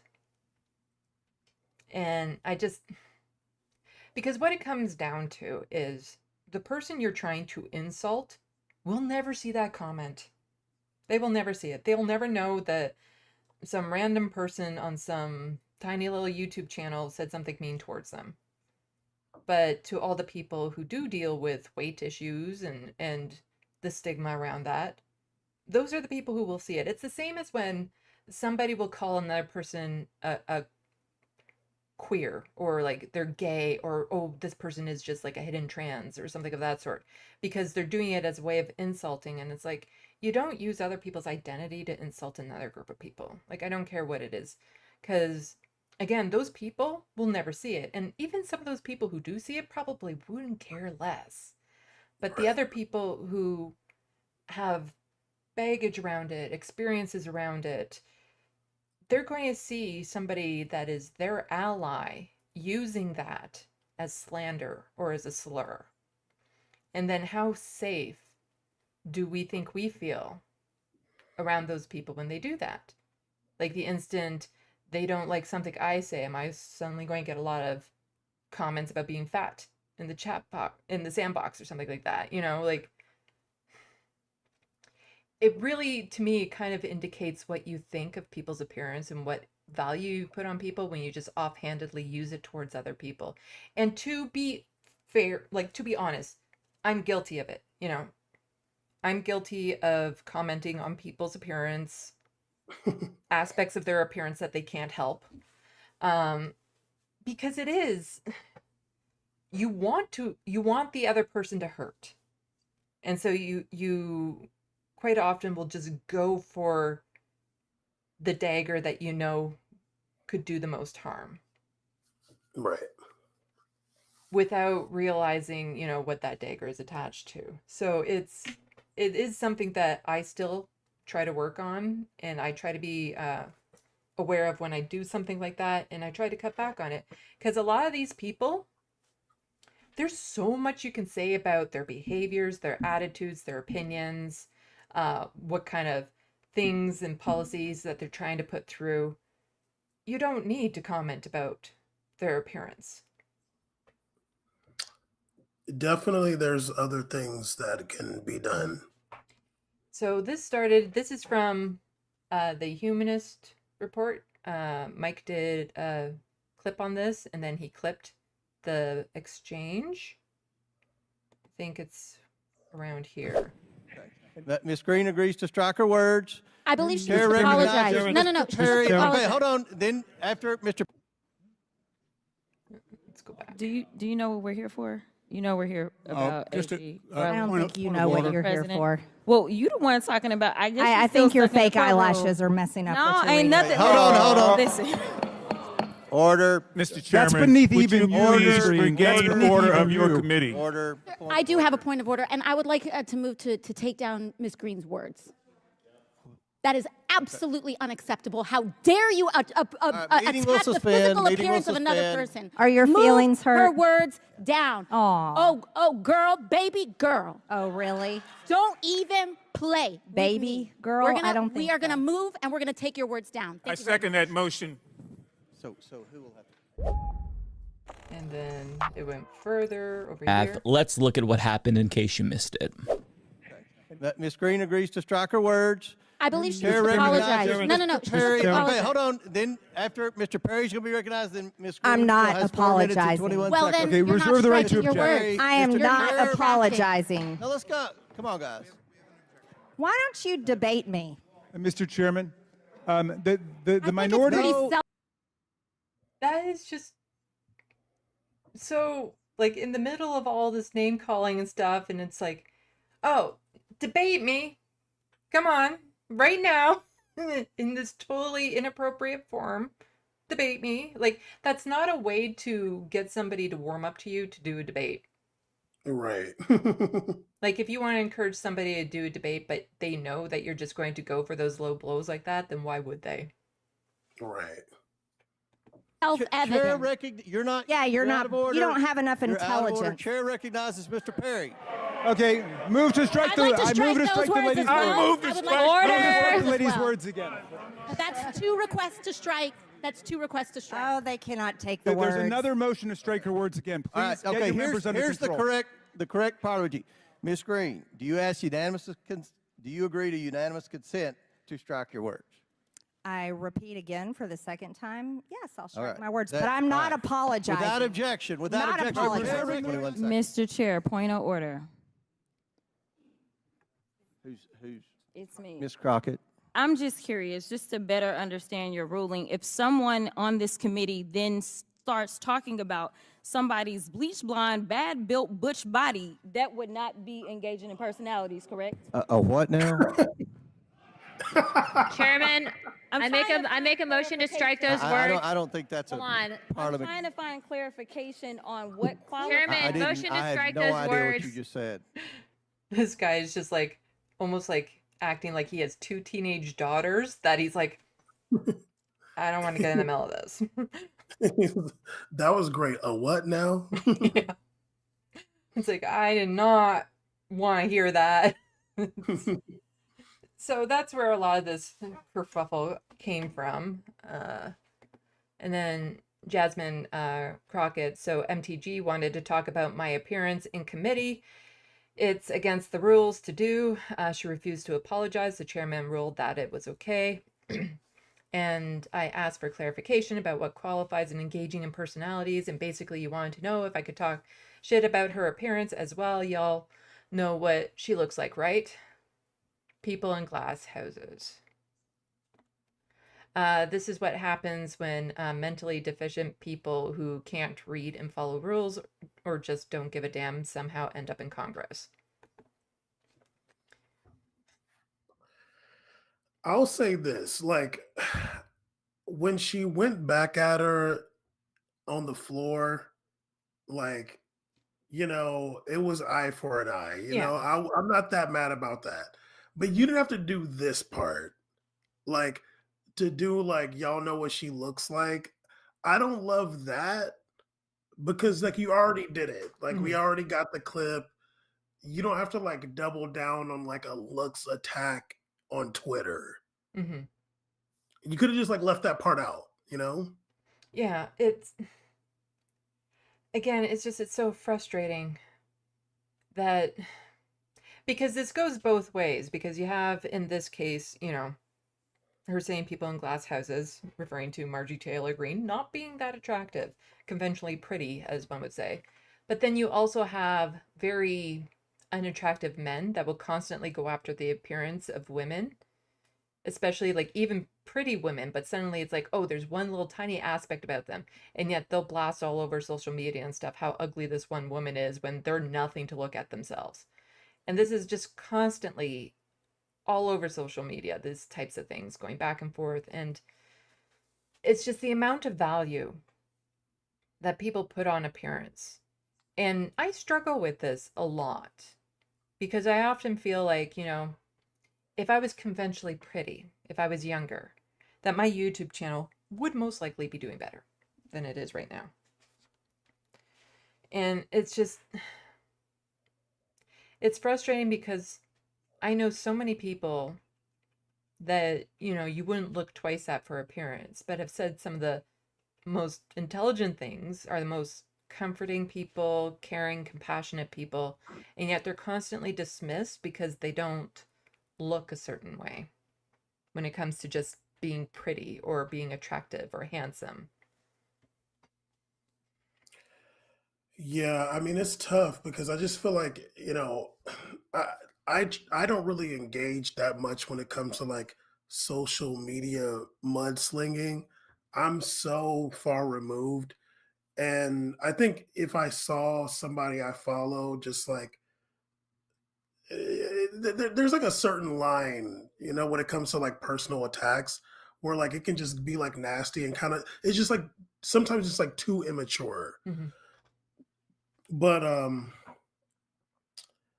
yeah, and like I don't know, like I guess like for me, like I have my own tastes or what I find attractive, you know, like, and I guess it's not. I don't think it's the same as most people. So, and yeah, and like the last thing like, I can only speak for myself. Like the last thing I'm thinking about if I'm gonna listen to somebody or watch somebody is like, oh, do I find them attractive? Like, you know, like that's like the last thing I'm thinking about. Like I'm watching like Tom Hartman. I'm not like watching him because he's sexy, you know, like I'm watching him because he's smart, you know? Yeah. Or the building is burning down around you and a firefighter comes in, but you're like, oh, but you're not one of the calendar firefighter people. Like, can you go and bring me in like one of the hot firefighters to come rescue me? But unfortunately, like no matter where you are on the political spectrum, you're gonna have shallow people, you're gonna have immature people. Like it doesn't matter if you're on the left or the right. There's still gonna be, especially when it comes to men, sadly, like you're gonna have men who are just immature, and especially when it comes to how they view women, don't view them much more than just a body and a face, you know? So yeah, it's unfortunate. I don't think that necessarily has to do with what uh Jasmine Crockett and Marjorie Taylor Greene had going. Like this was kind of like you made fun of me, I'm making fun of you back, and like that's what it is. But there is like there is a deeper issue that you're talking about for sure. Yeah, and it is like as you were saying, like I can understand, especially in the heat of the moment, shooting back. But then when it basically becomes a t-shirt afterwards, right, and then everyone is using it, and everyone like again in the heat of the moment I can understand it, but for everyone just kind of like applauding it after the fact and then using it towards other people after the fact is very tasteless. You know what I want to add to it too? You know what? Don't tell the black people I'm saying this. Like, don't tell them I'm doing this because they're going to get mad at me. I also feel like the butch body thing is a little homophobic. I'm not loving that. A little homophobic there, actually, Miss Crockett. I got to call it out. Please don't tell the black people that I said this. But the butch body, little homophobic. Yeah, that was because like again I try to break it down mentally in my head. Like bleach blonde, okay, the bleach blonde is a choice, right? But bad build butch body, she didn't like Marjorie. She does put a lot of work into, you know, keeping up a certain muscle mass and stuff of that sort. But even then, you can't control how that's going to look. You know, you can't, like, this idea of like, oh, well, you can target a certain muscle zone to tone that, but not the other, so you can get the figure you want. That doesn't happen. That doesn't exist. That's not a real thing. And so it's a toss up. Like, do you have a body that's, you know, more broad and built to have the muscle you want, or do you lose all of that in hopes that you can have a figure that's more traditionally feminine? Right. And I think that she's saying that about her because of Marjorie Taylor Greene's, like, she's big CrossFit lady, and you know, once again, like, she's just clowning her back. I come from that, you know, literally every day in high school, all me and my friends did was clown each other. That's all we did. We never had a nice thing to say. We were always making fun of each other. So like for me, like I'm not like sensitive to that necessarily, but yeah, there is like a like and so yeah, like what you're saying between them two is kind of whatever, but then when the people start running with it and like that's like the thing you're using, you know, on some levels, like, okay, like you got to be better than that. Like you got to be like a little bit more mature, like after the fact. Let her get her shit off, but then we're gonna like leave it there, and we're gonna talk about or like the reasons why Marjorie Taylor Greene actually sucks. It isn't because of what she looks like, actually. Yeah, because then it gets into things like this, and it keeps on going broader and broader. So Ken Klippenstein was retweeting this, saying, "Don't tweet shit like this," to somebody who says, "We have AOC and they have Dog the Bounty Hunter." Right. Yeah. See, like that's just gross, dude. Like that's gross. Like Yeah. transphobic. Yeah, that's just literally disgusting. Yeah. Yeah. And it's this again, it's this idea of we're better because we have hot people on our side. Right. And even just it's so much deeper than that, even. It's just like, why are you reducing AOC to this? Like, come on, dude. Like you now, granted, this person, Rick or whatever, like they could be 17, you know, we don't know. But if you're like an adult, you know, please don't do that. Yeah. And I'm glad that Ken Klippenstein called it out. Yeah. You know, it does not look like this person's 17, but who knows? It's Twitter. This is the thing for me. Like, this is me personally. I just don't take it serious at all. It's social media. It's a place for just bullshit. This is a place where people just say heinous things all the time. If, you know, yeah, I just don't take it serious, but thank you, Ken, for calling it out because it's not good. Yeah. Because, like I said earlier, like it always gets to me, and I'm not going to name who this person is, because she seems like a decent person, but every now and then there'll be posts from her just saying, "What do you mean the left looks bad?" or something, and she's conventionally extremely pretty. Call him out. Call him out. And it's just Sandbox. Yeah. Tell Sandy to call them out.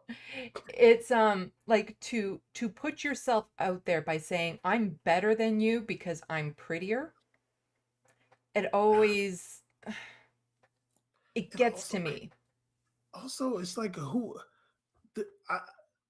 like I'll admit, you know, I wear my shirts a little revealing and stuff because I know it helps, but and I've done some glamour shots, but it's not as me of a way of saying, look, I'm better than people or my opinions matter more or something of that sort. I just want to feel a little sexy at times. Right. Yeah. And also when it comes to like what's conventionally attractive or not, like somebody could find somebody attractive and somebody doesn't, you know, like there's plenty of people that find Marjorie Taylor Greene attractive and there's plenty of people that don't. That's for everybody. Like there's always somebody that's like, I'm not really into that, you know, like, and really at the end of the day, if you've been out here in the world, it doesn't matter what somebody looks like if you don't like them. Like if you don't like them as a person, if you don't get along with them, you're not going to care what they look like. You're Mhm. going to want to go the other way no matter what. Mhm. It's just so immature, Yeah, like, and come on. it's such a bad thing in society and culture and stuff. Like this is something that really it does eat away at me. This idea of people who present female and women have a shelf life, and this idea that I'm never going to be taken seriously because my looks are only going to go downhill from here. And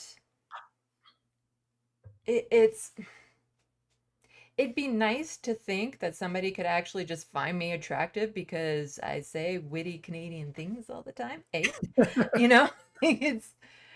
But it's this idea of, the value of what I have to say, because I've seen a lot of very pretty people who say really good things online, and they're given all the praise for saying these things, which are the exact same things that somebody like me or other conventionally not attractive people say, and yet they never get recognized for saying those things, and sometimes even things a lot more in depth.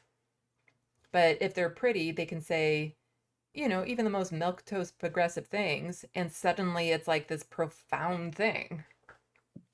Well, for sure, there's going to be like somebody, let's say somebody with a media platform that's a man.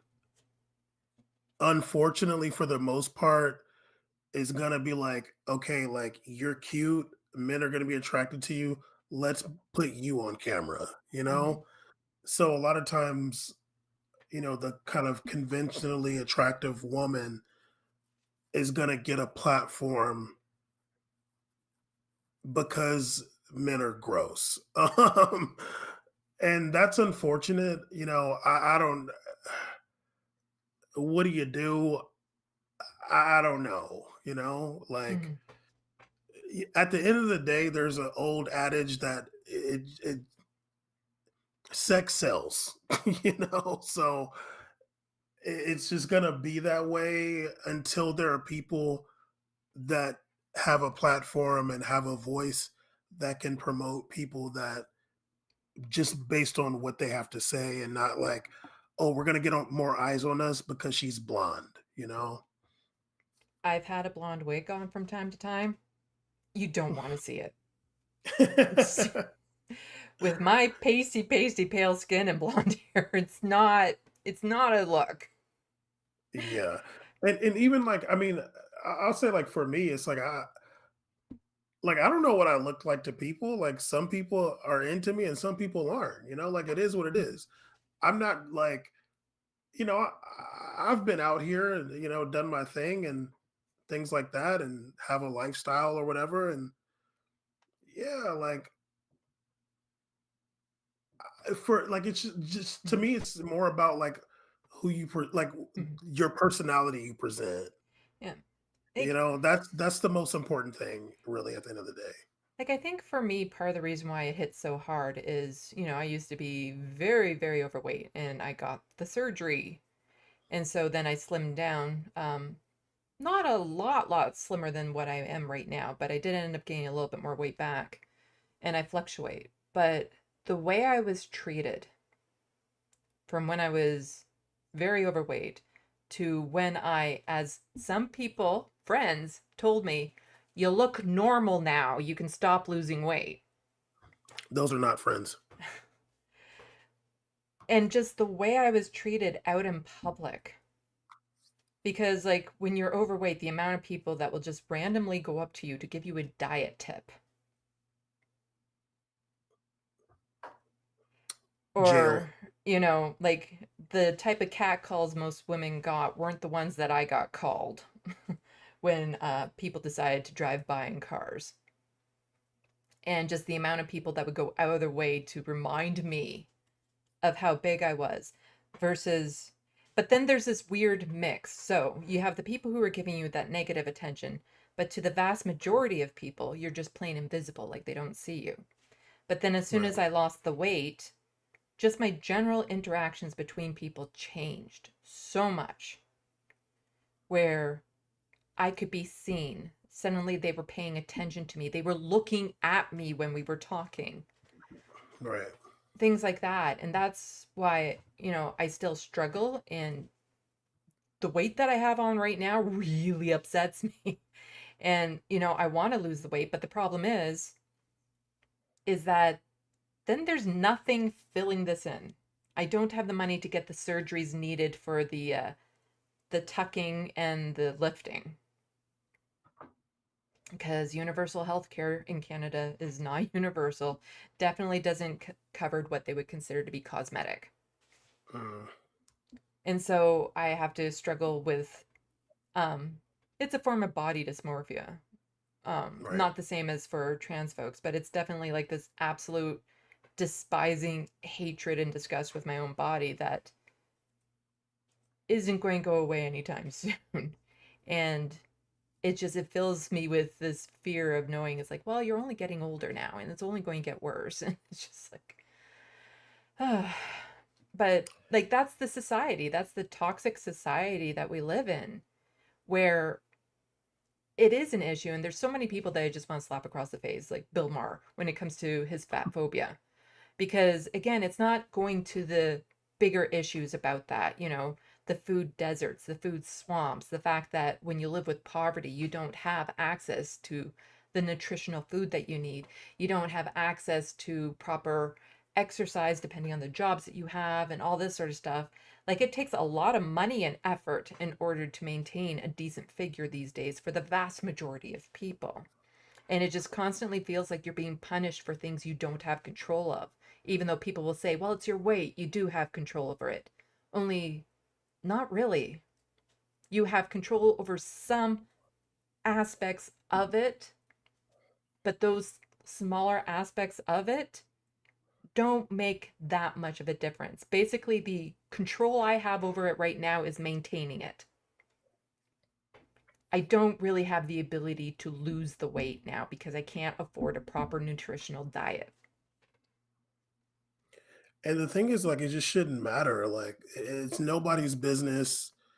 And if they would just grow up and see beyond skin deep, like, they would realize that. And yeah, these days I don't have a lot of guy friends, but and that's on purpose. But I have had a lot of guy friends in the past who just like, their idea of themselves and like what they're attracted to or what they feel like they deserve as far as a partner. It's the reason why I don't have a lot of guy friends. Because yeah, it's just like, it's so superficial and immature. And yeah, for me, I just found it silly. I'm just like, dude, like, why don't you get out there and see like what you actually like in a person, as opposed to like what they look like? Yeah. Because I learned that very early. My first girlfriend was gorgeous, and I didn't like. I'm like, we don't get along. Can somebody else date her, please? Like, we just don't get along. I don't care that like she's really pretty. I don't care. And that's what I realized at like 19 years old. Like, okay, yeah, it matters more if you get along. What they look like is not going to make you love them or like them or even want to have sex with them. It's going to be their personality. Yeah. Like, for me, it is very much the same. Like, there are certain personality aspects that if a person doesn't have, they're not smart, witty, like compassionate, like all these other sort of inner stuff, I cannot see them as an attractive person if they don't have these qualities. And then somebody who is conventionally not attractive, if they have these qualities, I'm looking at them like, I need a calendar of you. And then you can put like all these hot facts about you right beside your pictures and stuff. And this is like the best thing ever. Like, just, I want a calendar of nerds. Just, a calendar, like, what is the smart thing they're known for? Put next to them. And it's like, damn. Right. Well, But I'll say this. I'll say this. I won't say anymore. If you're trying to date men, good luck. But it's yeah. rough. There, this the world will be better without us. And if women collectively say, "Okay, like you guys all gotta die," I'll go first. You know what? But the thing is that some men do rock. And I don't want all men, I don't want to collectively punish all men because there's a large chunk of them that are horrible. Well, go like 80-20 because it's rough out here. But I am saying good luck though. Well, then the next layer of all this, attractive makes value is Brianna Wu tweeted this out. And I've started to learn a little bit more about who she is over the last little while. And it's frustrating. What? Do you know who Brianna Wu is? I've heard that name, but I'm reading the tweet and I just don't understand what it has to do with Hunter Schafer. She's executive director of Rebellion PAC. And that's tied to the Young Turks. Okay. And she is a trans woman. She's trans, Brianna is. Yeah. And Okay, so gotcha. she's one of those trans women that will talk to Nazis to try to say, I'm one of the good ones, pick me. Oh, okay, gotcha. Yeah. And so here she says, I'm going to be talking to Richard in a bit, and trans stuff is going to come up. I'm trying to craft an argument in a form I think he will understand. Please send me your hottest pictures of Hunter Schafer, who apparently is also trans. Yeah, Hunter Schafer's the one from Euphoria, if I'm not mistaken. And then don't let woke conservatives steal this from you. And then Richard, the person that she was going to be speaking with, who she apparently has spoken with now, says, now that's a woman. And then Brianna replying, saying, if you want more hunters, you should support access to puberty blockers. So well, somebody had a good response underneath that, actually. Yeah, remember, somebody saying sarcastically, remember, trans people are only people if they pass. Eh, Brianna? Right. And again, this is just the value on, well, trans women are only allowed to be women and respected as women as long as they are pretty.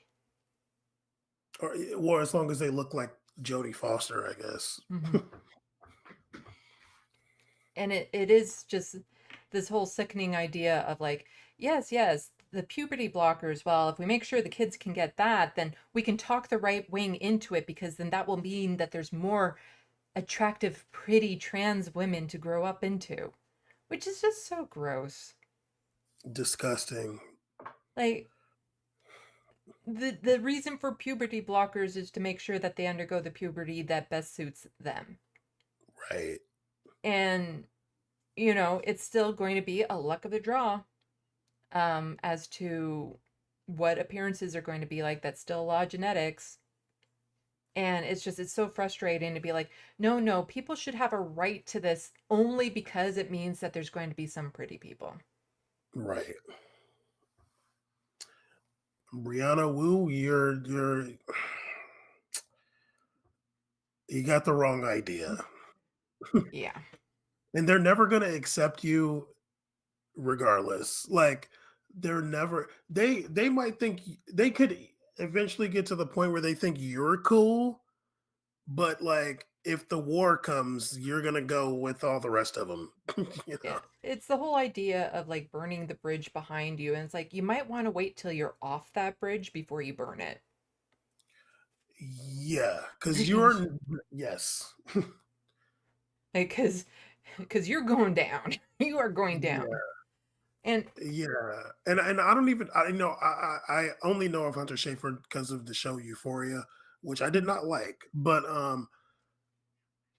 I wonder how Hunter Schafer would feel about being used in this way too. Like, well, maybe would also think that's gross. Well, it's the same. Like recently, there was that other woman. What was her name? Sweeney something. Sydney Sweeney, yeah. Who apparently was hot, a cis woman who's hot and had large boobies, and the right was just like, oh look, we have this, but apparently she's not even like political. Yeah, Wouldn't no. necessarily even say that she's on the right, but she just happens to be a cis woman who's pretty. But then almost immediately right away too was the attacks. So she was brought into this unwillingly, like she had nothing to do with this. This was just the right picking her. And almost right away I saw comments about like, you know, stop talking about her like she has big tits, because it really does a disservice to all of us women who have the real big titties. And so it's like they have to somehow bash her appearance in whatever way. And it's just like, oh. But see, for me, and that's a woman thing. That's a woman thing. So it's not just men, it's women. Women will attack other women over appearance in a heartbeat like that. Well, yeah, of course. It's a human thing. Mm-hmm. But like for me, it's like that's social media right there. This is the dregs of society. This is like people don't necessarily curate what they're saying. They just say shit and don't care if it's hurtful or sexist or racist or sizist or whatever. That's what it's about. You know, like people just saying like yeah, if you just go into the depths of your mind, you got some evil shit back there. But then there's some people that put that online, you know.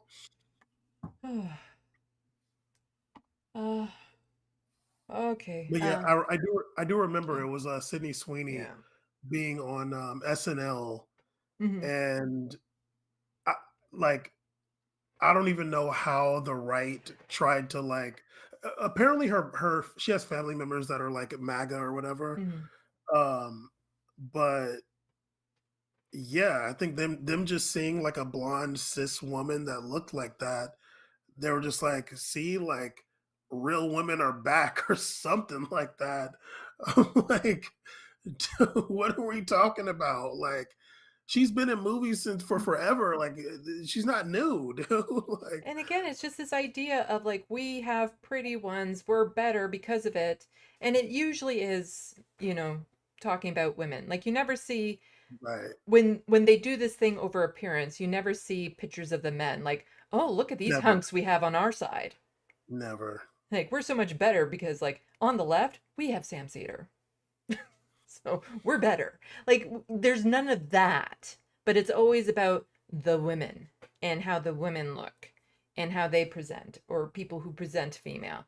And it's like the side with the most commodity. Like that's the thing. It's a commodity pretty much. Exactly. Of, it's just like the possessiveness of women. Like, yeah, like look at ours. Yeah. Look at the sexual stock we have over on our side. You know, Well, it's like an animal. It's like a show animal, like a horse or a dog or something like that. Like, look at this pretty one right here. I can show you that one, and then I'll show you the other one. And it's like, this is literally what we're talking about: sexism.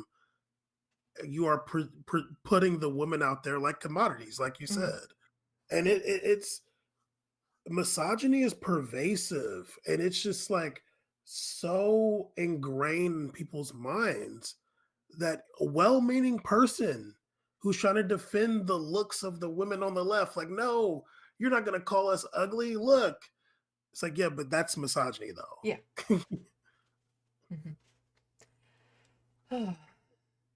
Well, but we're fighting it. Yeah. Sandy and I are fighting it. We're gonna catch all you bastards. Yeah. I want to quickly get to the next. It's a fun story. It's a fun story. It sounds like it's going to be a bad story, but it's kind of fun. So in my last, was it my last live stream or this? No, it was a couple streams ago. I was talking about a serial killer in Manitoba. He just recently confessed to murdering 4 Indigenous women. Well, damn. He got caught. So one body was found in a dumpster, and that's how he was caught. But he said that he would have probably just kept on going had he not been caught. But then the trial has taken a turn because he's actually admitted to doing the killing. So he's going to try to plead insanity. And it's a big controversy up here because we know where the bodies are of the 3 women that he's confessed to. They're in a landfill that the conservative government refused to search and still has not been searched a couple years after the fact. Even though there's been precedent of, searching landfills for bodies before, but they keep on refusing to do it for one certain group of people. And then they also recently found the DNA of 12 other women in his apartment. So it's probably a bigger thing. And the same here is with Robert Pickton. And he was one of the most notorious serial killers here in Canada, over in BC. He only got arrested, convicted of murdering 6 women, but he's admitted to doing probably about 50. 50? Damn! Wait, hold on. He admitted to 50? He has told people, like undercover cops and stuff, that he suspects he thinks he was just shy of 50. Okay, sometimes these people do lie. Like sometimes they They exaggerate. found DNA of a whole bunch of women on his farm, but the problem is without bodies, without evidence, without anything, they can't actually charge him with that. And content warning, the reason why they can't find bodies and stuff is the way he disposed of the bodies was through feeding them to his pigs. Okay, all right. Yeah, just horrible person. Well, needless to say, he got attacked in prison. It's really funny because right there he looks like Larry David. Mm-hmm. Yeah. So he targeted primarily sex workers, Indigenous women. And to say that he would get targeted in prison is not it was just a matter of time. And so he got attacked. So let's learn about this. And the last thing at the end, the last thing this journalist reporter says is just, "That's the Canadian snark I love." Let's get to this.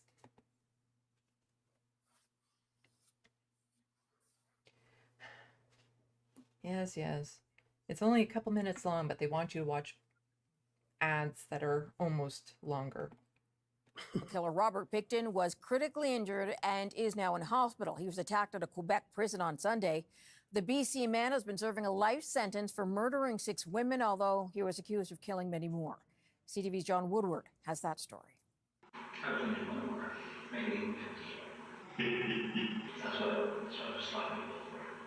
That's Robert Pickton admitting to an undercover officer in 2002 that he was one shy of 50 murders of vulnerable women in Vancouver's downtown east side. Many Indigenous, many drug users, so many Pickton doesn't appear to recognize the photos of them in a police interview.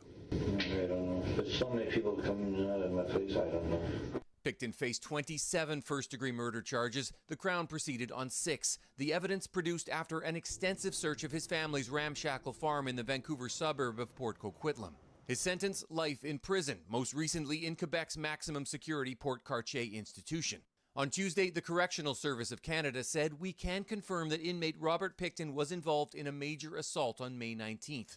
This assault did not involve any of our staff. The safety and security of institutions is paramount, and an investigation into what occurred is currently underway." Police in Quebec saying the 74-year-old Pickton is clinging to life in hospital. The suspect, a 51-year-old man who is still incarcerated. Another inmate who had a history of assaulting people, had been in segregation for a while and had been released onto this specialized unit, and that he attacked Mr. Pickton. Pickton was On a broader note, I don't think this type of thing should be happening in prison.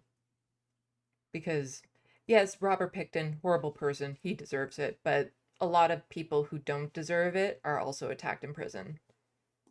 So there needs to be, like, I'm all for, burning down the carceral system because of the amount of damage and torture it does to people. Sometimes the vast majority of people who are in prison are there for nonviolent crimes that, aren't to be repeated.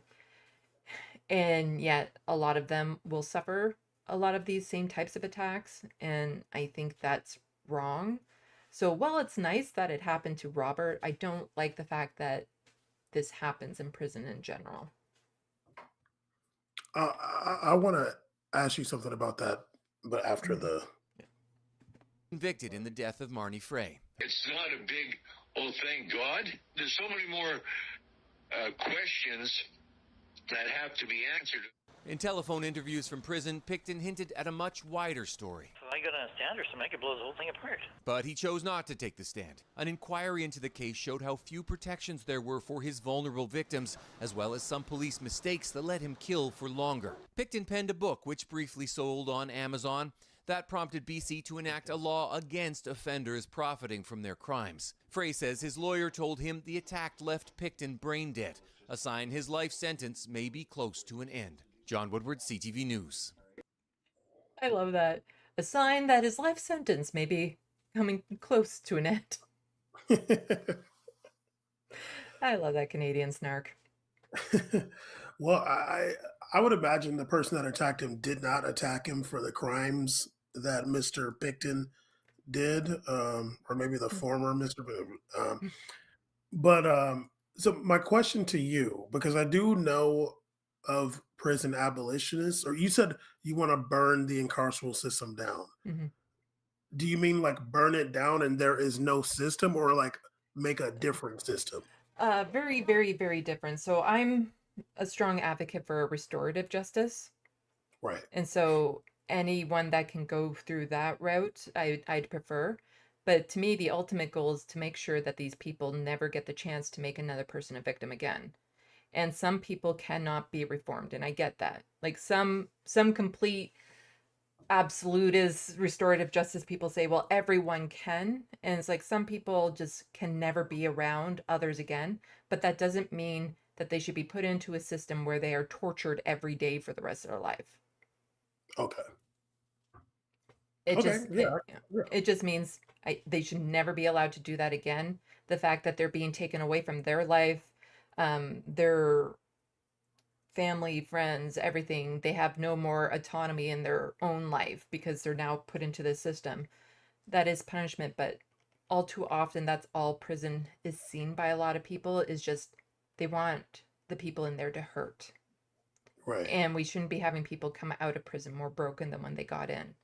It has to be, you have to think about what kind of people do we want coming back into society. And the reason why, like, we don't have a lot of life sentences here in Canada is this idea of, you know, after 20 years and stuff, is there a chance of even really horrible people rehabilitating? And do they deserve that chance to have that and whatnot? Even though, and like, we look at the extreme cases here because then some people will be like, oh, but you think it's okay if he votes? And it's like, it's not about that one specific person. It's about the overall thing, and we're not going to make policy based on the absolute worst of the worst. Right. So that's my shorthand thoughts on that. Okay, yeah. I can support that 100%. I feel like there is like another opinion out there that is like a prison abolitionist, and I am confused by that. I don't get it. But I would like for somebody to try to convince me, or to convince me even. Because for me, I'm just like, what about the bad people though? Yeah. And we have in some areas there are systems that are run by Indigenous folks for Indigenous inmates to do like a more trying to heal them. Like again, it's probably closer aligned to like a restorative justice. And ideally, that's what I want. Like, I want people who, the vast majority of people in prison are going to be let out at some day. Like, that's just the way it is. Most of them will be let out.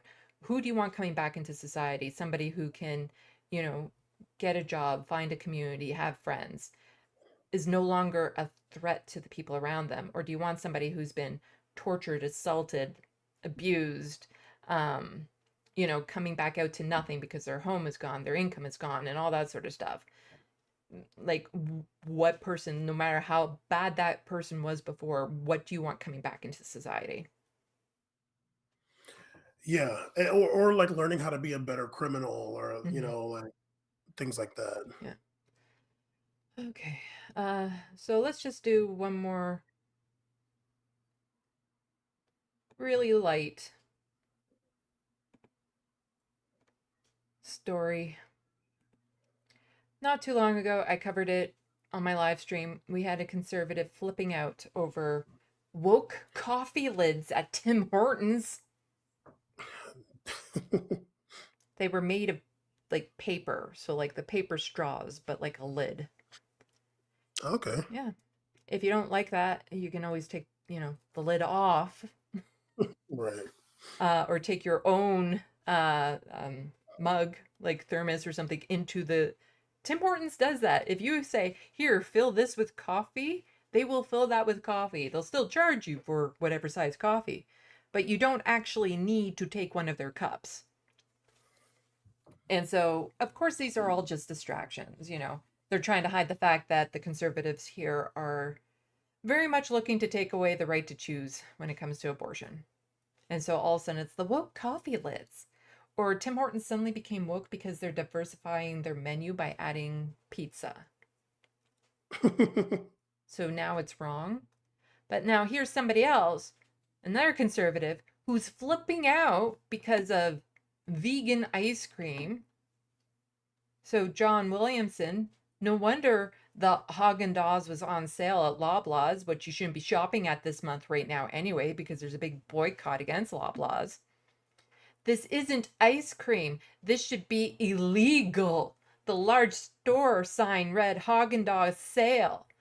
Parliament needs to pass truth in labeling law, so when consumers believe we are buying milk, we get milk from a cow, or when we purchase what we think is ice cream, we go home with real dairy-made ice cream and not a bloody plant-based product that downplays the true ingredients.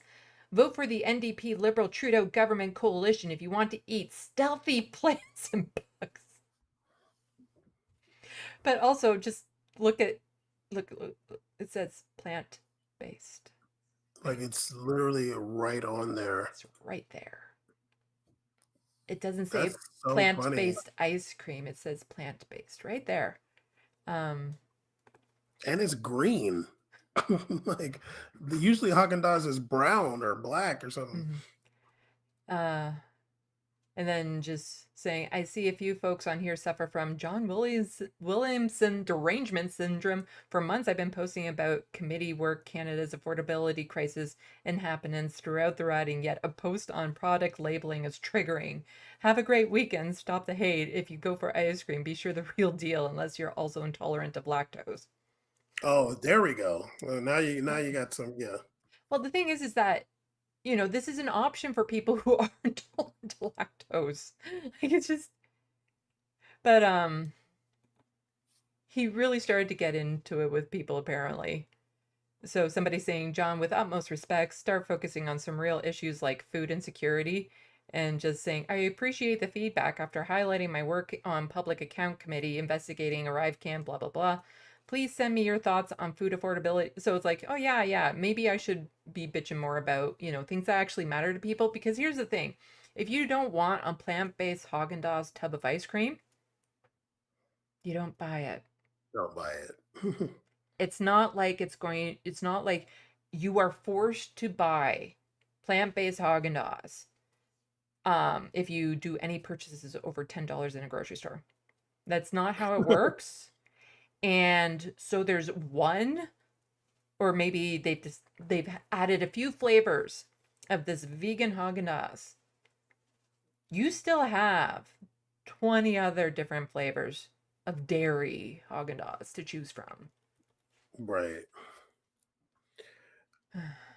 I'm kind of annoyed because there used to be vegan Haagen-Dazs here, and now I can never find it. I don't know if it's gone now, or I just there's not any in any of the stores I go to. But they did have some really good vegan Haagen-Dazs flavors that are gone now.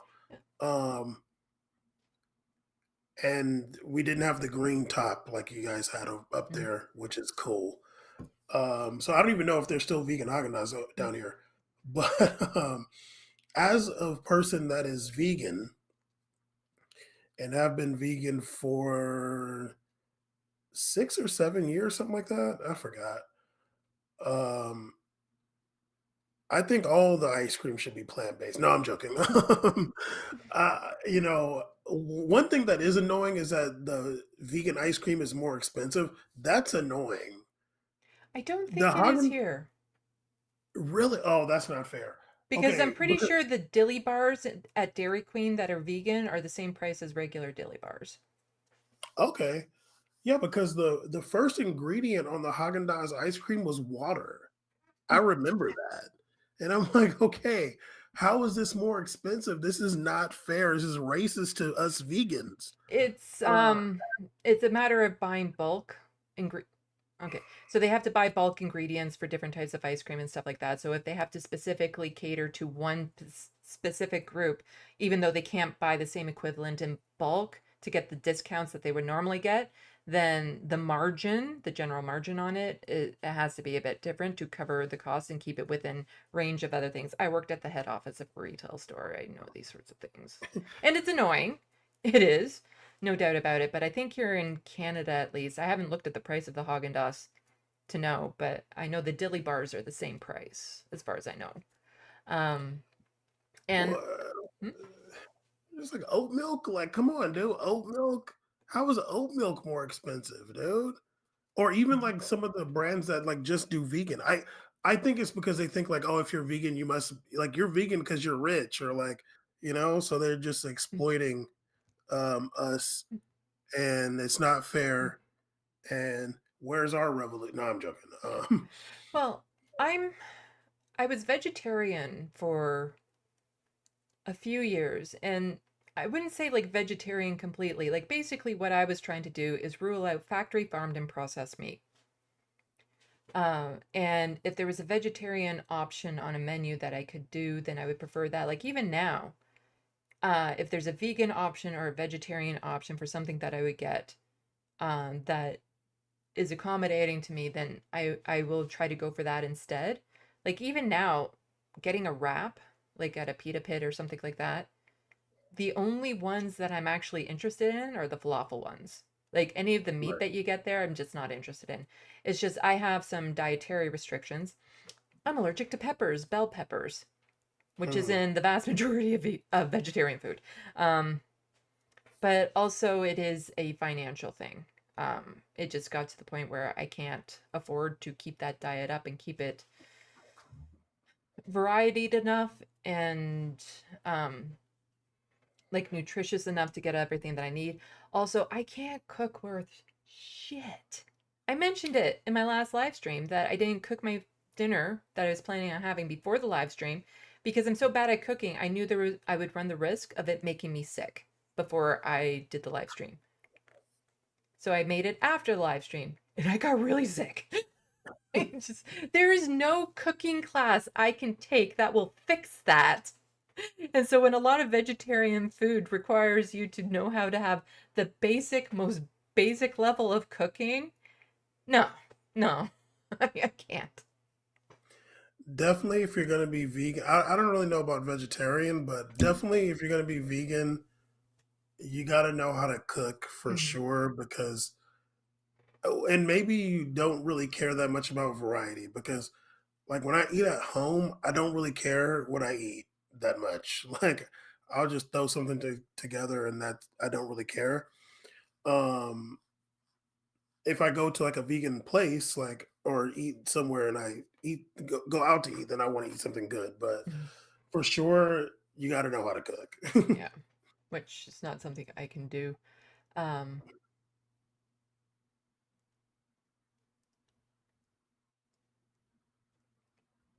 So there was just a little bit more onto this one. Yeah, so the person who originally quote tweeted that just saying the photo through Google reverse image search and only one matching result is his own photo. Looks like it's sitting on a marble kitchen countertop. So he bought it, put it on his own kitchen countertop, and then tweeted it out apparently.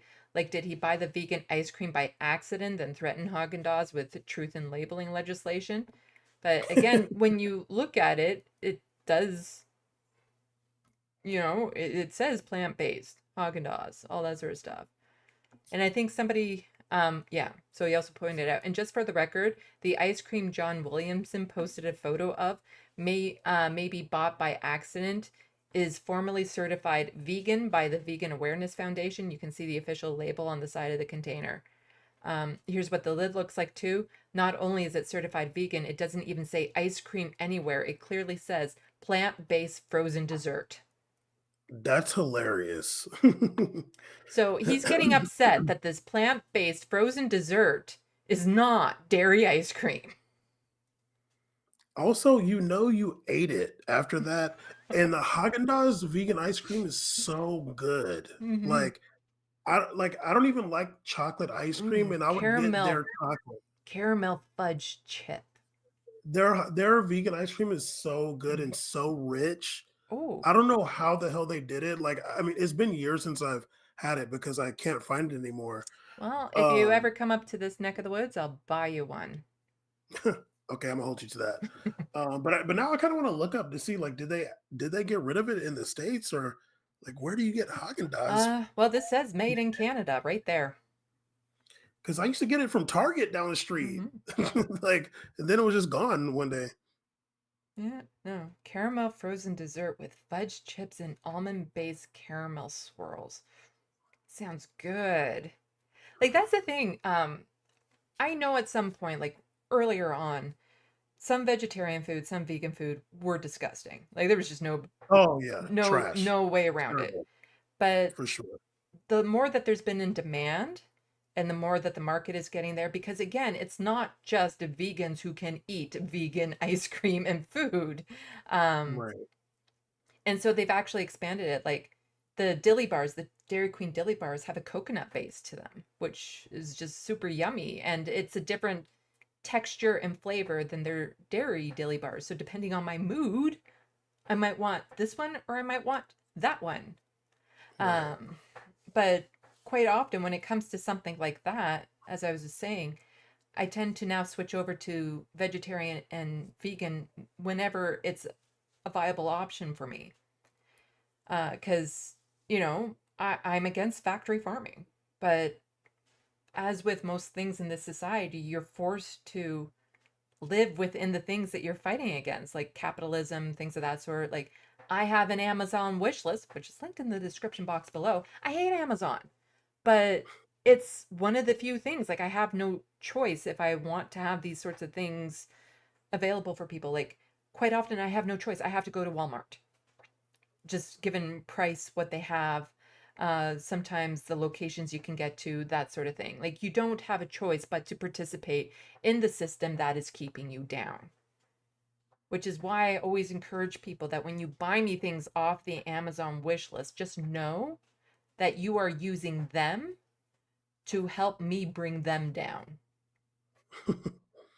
And the unfortunate thing is, in Canada, you guys don't have Trader Joe's, so because Trader Joe's is like the stealthy, cheap grocery store.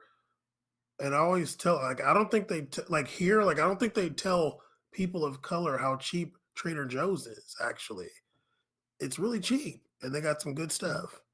So go to Trader Joe's and exploit it. But you guys don't have that in Canada, unfortunately. Okay, so let's see. How are you doing energy-wise? I'm here for now. Yeah, let's do it. Oh, and I just want to say thank you so much to John Martinez for the $5 super chat. Really, really appreciate that. And just saying he loves the stream, which is great. I do these not regularly. At one point these were regular, but then they got all mishmashed because I'm working on like a bazillion different things. And so I can't guarantee when the next ones are. But again, for the people who missed it at the beginning, super excited that I'm going to be getting a representative from the university encampment in support of Palestinians to be coming to my studio to do an interview. So I'm looking forward to that. I don't think it'll be live streamed, but then when I put it up, it'll be a premiere. So super interesting. already when he spoke to me on the phone, he mentioned that the University of Waterloo, I think I said this at the beginning too, but I'm repeating it for the people who don't know. University of Waterloo back in November had the largest on-campus protest rally in their history in support of Palestinians. And unless you were there, you don't know what happened. Wasn't covered in the media at all, because he told that to me and I'm like, what? But I thought, let's see, this might be entertaining to go over. Something, again, that could be potentially light. I don't know. Federal panel lists 35 plausible future threats to Canada and the world. Okay. Topping the list is the threat to society posed by disinformation and artificial intelligence. Now, it's just so funny that CBC would acknowledge this disinformation part. Go back and watch. I have it clipped. I worked overnight to clip it as soon as I could. The hour-and-a-half long clip of The Breach is a progressive media organization that is still fairly new. They're 4 years old, maybe, with a lot of really good progressive folks on it. And a former CBC employee actually did whistleblowing on the coverage, how biased the coverage is when it comes to what is happening over in Gaza, and the way that they're not allowed to use the word genocide or, paint Palestinians in any sort of sympathetic light, or mention the fact that, there's slaughter and all that sort of stuff. It was always done from the perspective of like October 7th. And I got really snarky in that one too, because not only did The Breach have this, but then CBC decided to release an article from like an editor's blog kind of combating it, or what's the word when they rebuttal or something. And in that rebuttal, I kid you not, in this sentence, he said, CBC does not minimize what is happening over there, and we know the deaths of thousands of people is really bad type thing. And it's like, you did it right there.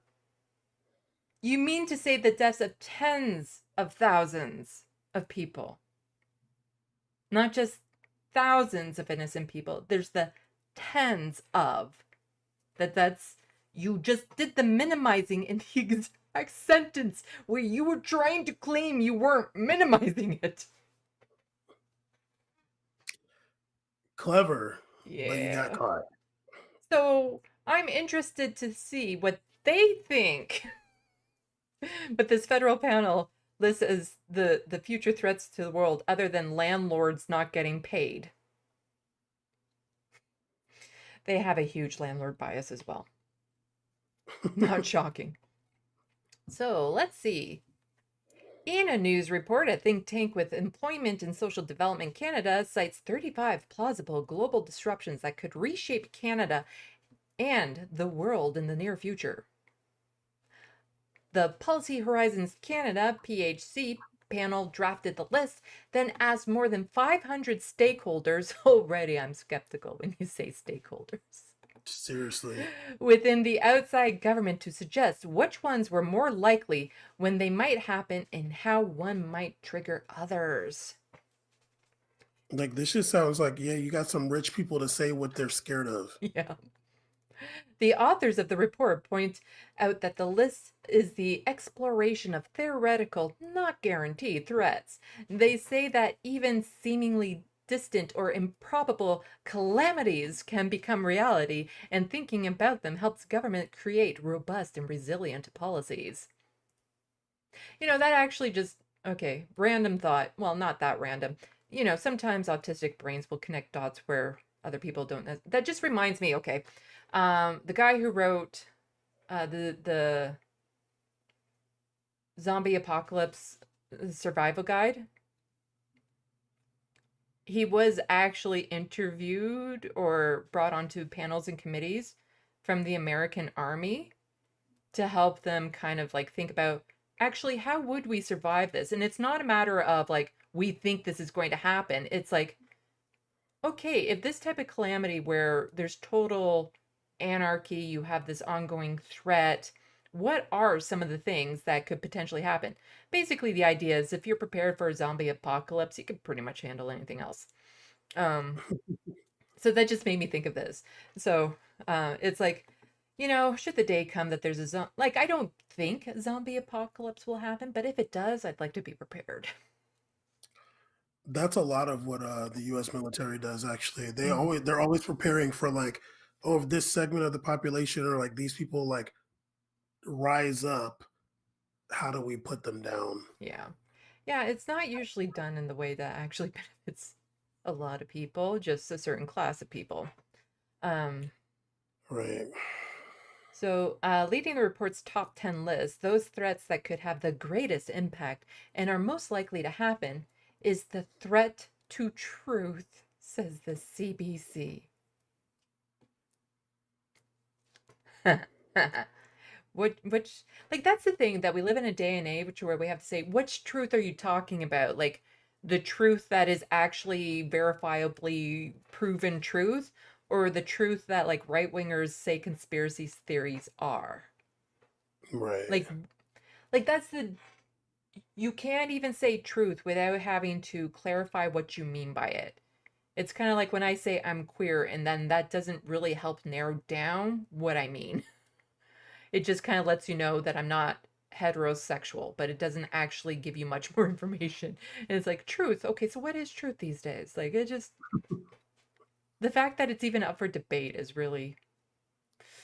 Well, I feel like to some extent, like the word truth has been like weaponized by the right Yeah. almost. Like they use that word so often that like, well, I mean, I guess back in the day there was like the 9/11 truther, the truther thing, but like that kind of died down. But then I feel like the right definitely weaponized that word, and it's interesting like what happened when it comes to like the right, like the right politically, and then the conspiracy theory people. Like there was a divide between political and conspiracy at one point. But I think the day that Trump went on Alex Jones and was pretending like he was a 9/11 truther, I think it was like that line got blurred and it was just like QAnon after that, you know? Well, it's just that we even have to have the argument about, the flat earthers. That there's so many of them now. When it's like, okay, buddy, if you really, really, really think the earth is flat, you can start a GoFundMe. And there's enough of you conspiracy theories out there that you could easily fund that. A lot of people with disposable cash that think this earth is flat.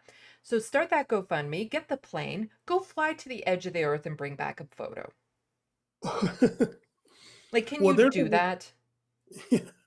Well, their thing is not even like, oh, the earth's flat. It's like the earth's flat and they're lying to us. And what else are they lying about? Yeah. What are they hiding? It's like, why would we say the earth is round if it was flat? Like, where's the goal? What's the purpose? Because they're hiding stuff in Antarctica. I don't know. There's like some silliness. I unfortunately, there's a lot of flat earthers in like the vegan community. No. Yes, like I went to like some like vegan meetups or like whatever, and there's some flat earthers in there. And I had a friend who was a flat earther. I think she got over it, but yeah, it was just like, yeah, if they could lie about that, then they're lying about all this stuff. And it just Well, goes down some rabbit hole that usually generally has anti-Semitism in there. But here's where the problem really does apply, is that one of the things that I was saying about CBC being so biased in its coverage on what's happening over in Gaza, and the fact that if we didn't have social media, we wouldn't know the actual truth. So then what else have they been biased about that we simply don't know because it didn't make it to social media? Because it does actually do that. Like, how can you trust the credibility of the Canadian broadcaster, the publicly funded Canadian broadcaster, when they are just so blatantly biased about a genocide people can see is happening right now in real time. And so it does. Like, that's the thing. Like, once you believe it's possible that the government has lied to you about the earth being flat, then yeah, the next logical thing would be, what else have they been lying to us about? Well, yeah, and that's when it goes back to like the media literacy and things like that. You gotta like if you want to know what's going on in the world, like you're not gonna know from like reading the news. You gotta know history. You gotta like know what's gone on in the world. Like you're gonna have to read some books. You're gonna have a background to like understand what's going on in the world now. Um and yeah, you're gonna so that'll make you be able to like weed out the stuff that's not necessarily true. Because it will be things like that that are like when you mention they said thousands instead of tens of thousands. It'll be subtle things like that. But if you're aware of what's gone on and then you are able to weed that out. I like to read BBC news online, but I can tell when they're lying, or I can tell when they're like leaving stuff out or whatever. That's okay for me. Like, yeah, it's like, no, I know like, okay, that part is like whatever. But if someone thinks that just by reading the current news that you're going to know what's going on in the world, no, that's not how it works. Yeah, and that's something that I've been learning with Canadian media too, is that a lot of what they say isn't necessarily wrong, but it's not exactly a full picture of what's been happening. So it's really, you have to read between the lines, like, oh, 2 died in an incident with the police. So what you mean to say is that the police shot 2 people. Right. You don't hear it that way. It's just like, yeah, so some people didn't make it from this incident with the police for some reason we don't really know about. Like it's just, and again, CBC is really bad when it comes to landlords, and they cherry pick these stories of like, oh, look at this poor small landlord who only owns like 10 buildings, and they had this one tenant that tore up their apartment and wouldn't pay rent, and they had troubles evicting them, blah blah blah. And it's like, okay, that's not a small landlord. Also, they took the risk with the investment. It's a small business, it's a risk. Also, the amount of actual small family landlords out there who maybe like rent their basement because they need help with mortgage is such a minuscule percentage of the landlords out there. And the vast majority of landlords have all the power, have all the control, can raise the rates, do whatever they want, kick people out. Like when you go to the landlord and tenant board for any sort of ruling, 90% of the time it's in the landlord's favor. Like it's just, but CBC doesn't show you that side of it. They only show you, oh, these poor little landlords here who are warning other people that they shouldn't become landlords. Good. Yeah, good luck trying to get the population again, like pro landlord. That's never gonna happen. So let's see. PHC's report says that in as little as 3 years, the world's information ecosystem could be flooded with misinformation, disinformation created by both people and artificial intelligence. And here's where we have a lot of problem with that: media literacy and certain politicians that don't have any. Because there's been a lot of things that would get leaked, well, not leaked, put on Twitter that are completely false, that then politicians will pick up and act like it's truth. This is why I'm having a harder time, because I still use Twitter for my primary sourcing for information. But now it's like, okay, does this lead to an article? Can I back this up? Is this a trusted site that I go to? Like, is this person somebody that, generally speaking, tweets out accurate stuff? Like, it is, with the amount of AI, with the amount of deep fakes of, like, whenever you see a picture of something, unless I can go and find the original tweet, because that Brianna Wu tweet that I saw was originally a image that was tweeted out. And so I actually went to her Twitter profile to see it, because there have been a lot of tweets from people with that image, like, oh, look at this from Pierre Poilievre or Justin Trudeau, and then you go to their site and it doesn't exist. Right. But then so many people will just go with it based on that. And there was one that just blew up recently with some guy saying, here's this person whose daughter was kidnapped by Hamas and raped and all this sort of stuff, and is now in support of, giving the ICC or something like that. And he was talking about like somebody in government. But then it turns, everyone started questioning him on that. And he's like, no, this is just a hypothetical. But if you look through the comments, a lot of people didn't know that. And there's a lot of things that people are being satirical, like trying to be satirical. And you have to read through the comments to know, okay, are they being satirical? Is this something they believe? And then you see in the comments that no matter what the person posted, there's people who believe it without any second thought. Yeah, well, that's why I don't do Twitter like that. I can't do it. So it warns that the algorithms designed to engage audience emotionally rather than factually could increase distrust and social fragmentation, isolating people in separate realities shaped by their personal media. Public decision-making could be compromised as institutions struggle to effectively communicate key messaging on education, public health, research, and government information, the report says. To me, that just brings to mind the whole puberty blockers, hormone replacement therapy, policies being made on people's emotions versus here are the actual facts and science behind it. Like, totally say, fine, this is good. It helps kids. It saves lives. But so many truthers out there, or people who want to claim that they know the truth, are just compromising institutions. The biggest example of that is England, with the Casey report or whatever.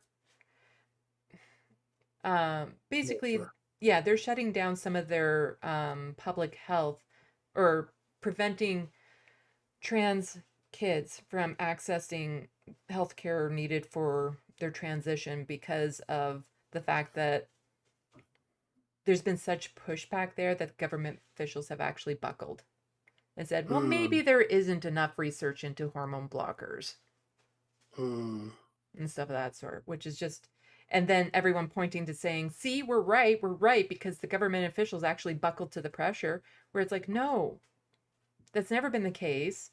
And one thing, here's a media literacy tip for anyone. Whenever the United States cites something outside of their country because they've cherry-picked it to prove their point, you've got to know that they're effing with you.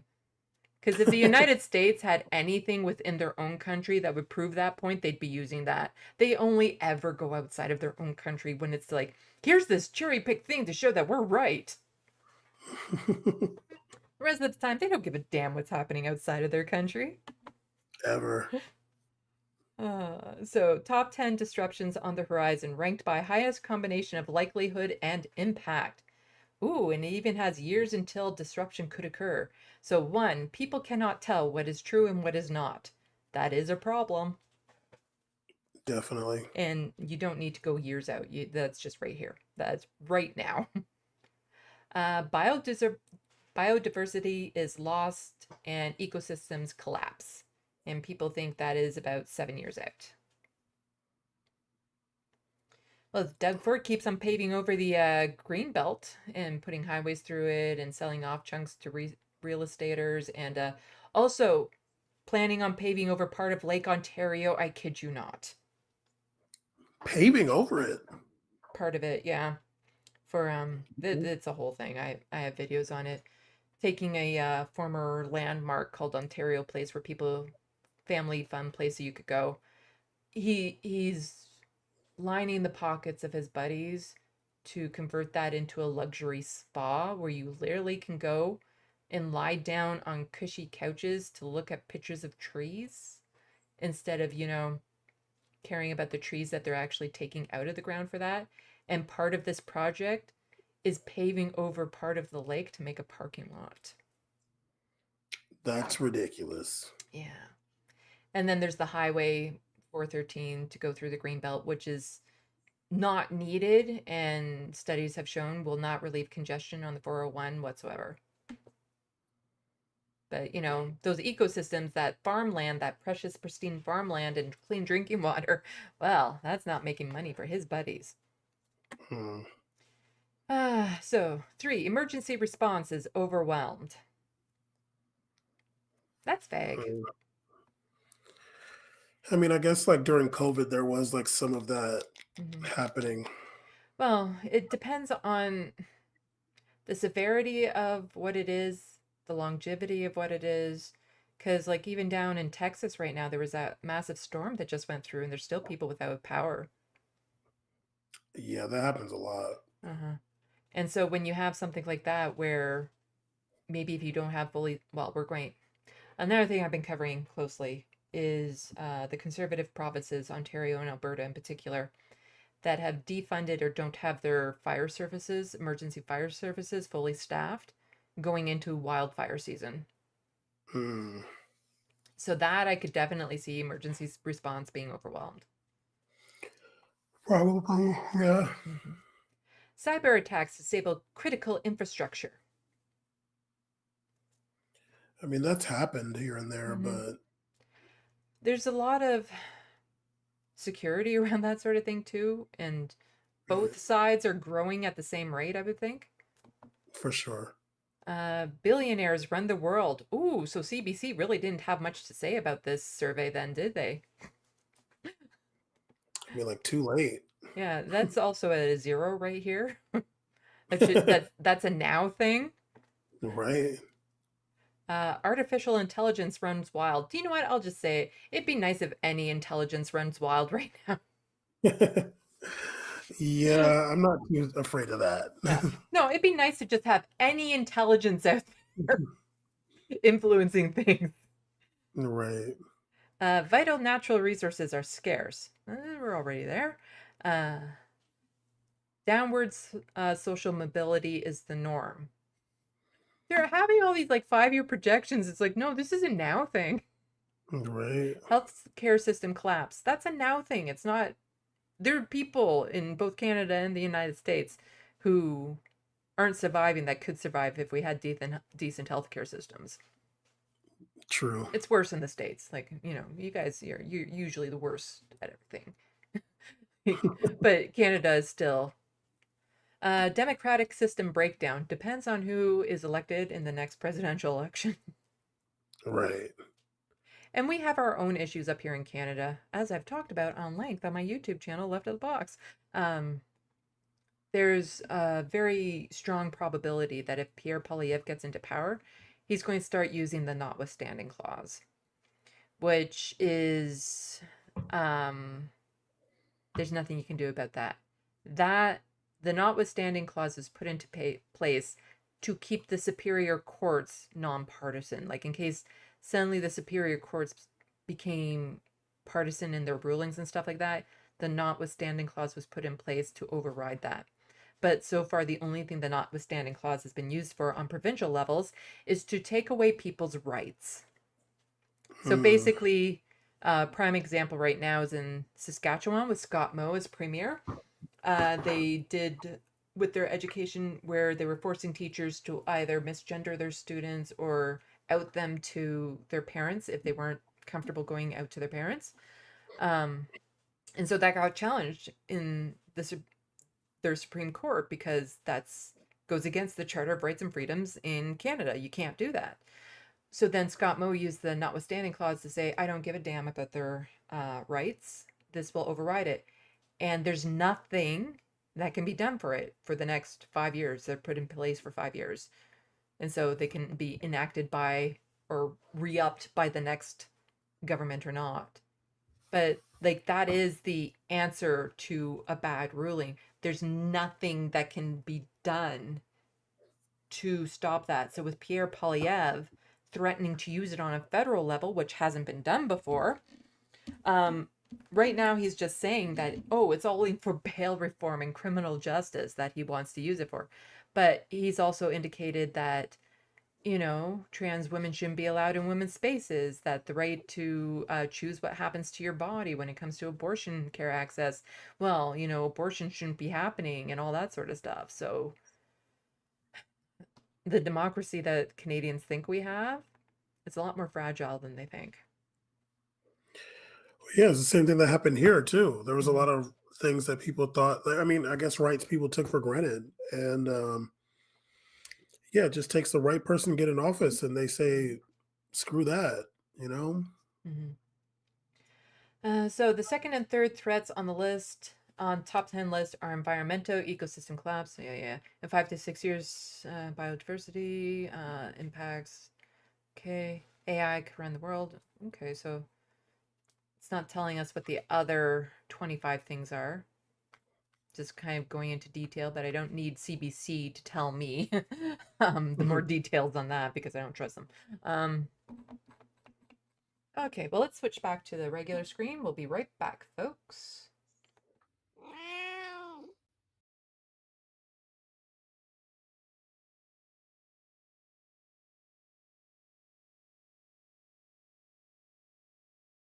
And we are back. Ugh. Oops. I have a cat. Here, come on, Linear. Come on. Come on. I have a cord for you to chew through. I've had to wrap tinfoil around all the cords in here, not so much because of Linear, but because of Abernathy. He looks at them like they're spaghetti. And he has caused a lot of destruction. And so right now, the back of this computer looks like a high school art project. Come here. There we go. There we go. We got Linear. Linear. Hello. He has this little shark fin goatee that I absolutely love. I don't know if you can see it. It's just like this little tiny tuft of spiky. I keep on pulling at, and he hates it when I do that. That's so funny. He's so cute. He's a cuddler. He loves to cuddle, either with me or with his brother Abernathy. And the nice thing, and also kind of worrisome thing about these two cats, is they love people. Like, they just love people. Anyone comes over and they are all over them, which is nice because that might mean that, you know, somebody might actually want to come over to my place. It's like, oh, do I have the draw for you? I have cats that like to be petted. That's fun. Well, it's like one time I had something delivered to my place, and I open up the door, and then Abernathy just walks right out, sits next to the guy, looks up at him, and is like, "Why aren't you petting me?" Looking around the hall, like totally very bold, which is good. But I have neighbors in this building who have really large dogs. Oh. And I don't want him to get in the habit of just kind of walking out the door without me knowing what's in that hall first. Right. Well, that's better than people. Some people have really violent cats that bite and scratch. So I'm glad you have nice cats. Yeah. But they're sucks. They're also super. I'm worried about their weight. Abernathy in particular has gotten really round, but it's one of those things because I have Frodo. If I do this, there we go. You can't see what I just did. But Frodo is a senior cat of mine. He's been in my life for about 17 years. And he's super skinny. He's on medication right now daily to stop the nausea because he has a kidney disease. And so that causes nausea, which means cats are stubborn. They just won't eat. And so I have to make sure that there's always food out for him because whenever he wants to eat, that cat needs to eat, which means there's always food available for the other two. Like at night, I keep Frodo just in the bedroom with me. And that way, because he's a grazer, like that's part of the problem. He just grazes when he eats. He doesn't gobble it down. So then he has the night to, you know, go to the food dish and stuff. And then we have our snuggles and stuff. And he's the sweetest cat in the world. And I love him to pieces. And I nearly lost him last year. So I've never had a cat this old get that sick, that close to death. And I wouldn't say he's made a full recovery, but he's back to a good quality of life. He plays with his brothers. He's still very mobile. He can still jump. As long as he's on the medication, he eats.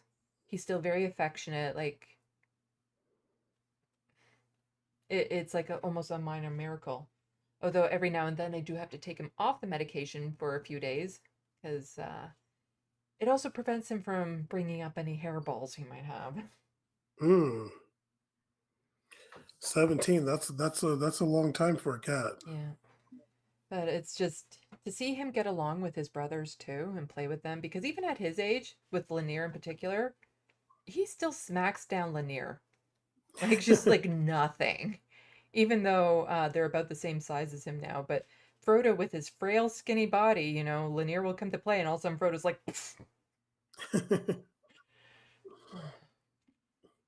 so, but I will switch back to there. So I have on the other screen, it just says links to your stuff in the description box below.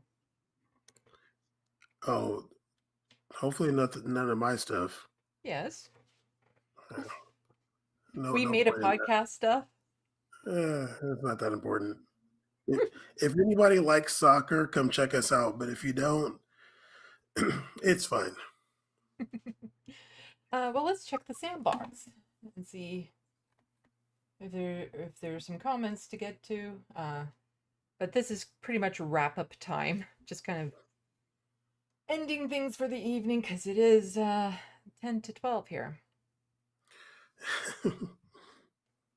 Which is fine.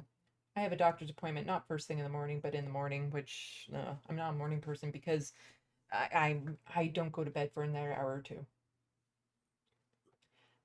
John Martinez says, I'm 43 and scared to get back into the dating game.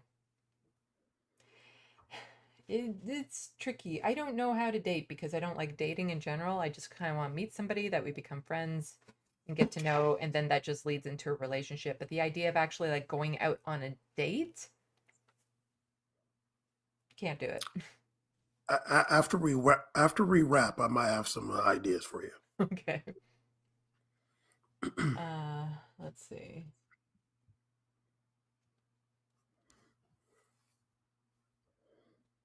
Grand Theft Autobot. I find it ironic that pick-me's think they're going to be spared if they eliminate the rest of their community. They never are. Dave Rubin's been learning the hard way, and he's still so married to the money that he's still just letting people walk all over him. It's kind of sad and pathetic. Oh my goodness, Dave Rubin. That's just a shame. Back when I was doing Rebel HQ videos, I did quite a few on him. Because it's just, you know, as somebody who is part of the queer community too, it to use that, like, yeah, if I became a right winger, I could probably make money right about now, but I prefer having a soul. Right. I feel like Dave Rubin's gonna do like he did a Why I Left the Left, and I feel like he's gonna end up doing like a Why I'm Coming Back to the Left. Like no, it's more or less like he's going to be standing outside the House of the Left with a ghetto blaster saying, "Please take me back." Well, yeah, I mean, you can come back and somebody playing like some Queen song or something. Don't stop me now. Yeah, well, that's the thing. Like, don't follow policies, follow,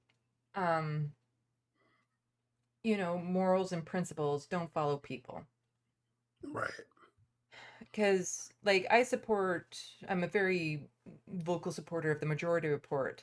But that's because they fall in line with pretty much everything that I fall in line with. But should they change, I'm not about to support them for the sake of, but I like them.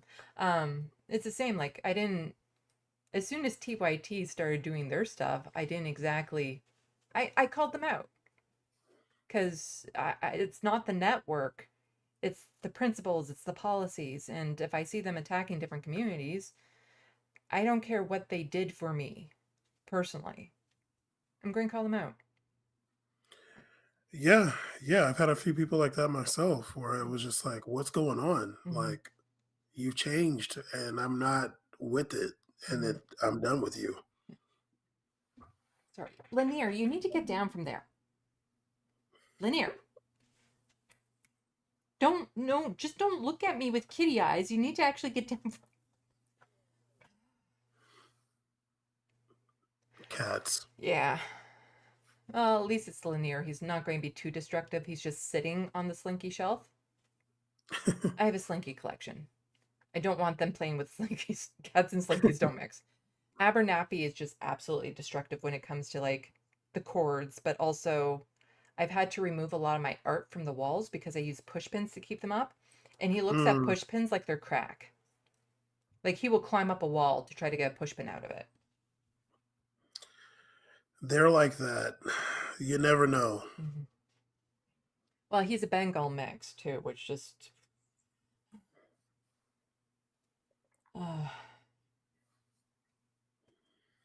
people mentioning about some of the messed up serial killers this country has had. Let's see.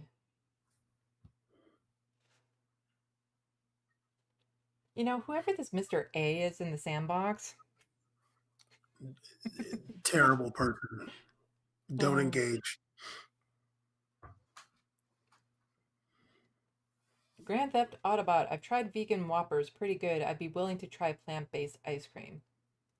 I've been to some festivals in the summer and stuff, and they'll have like vegan ice creams and stuff there too. And, you know, they're getting a lot better than they used to be. Oh no, there's so much good vegan ice cream. So delicious. Has really good flavors. Well, there's actually this brand of vegan like chicken strips that I actually like better than a lot of processed chicken strips. Yeah, I mean, at this point, there's like so much good vegan food.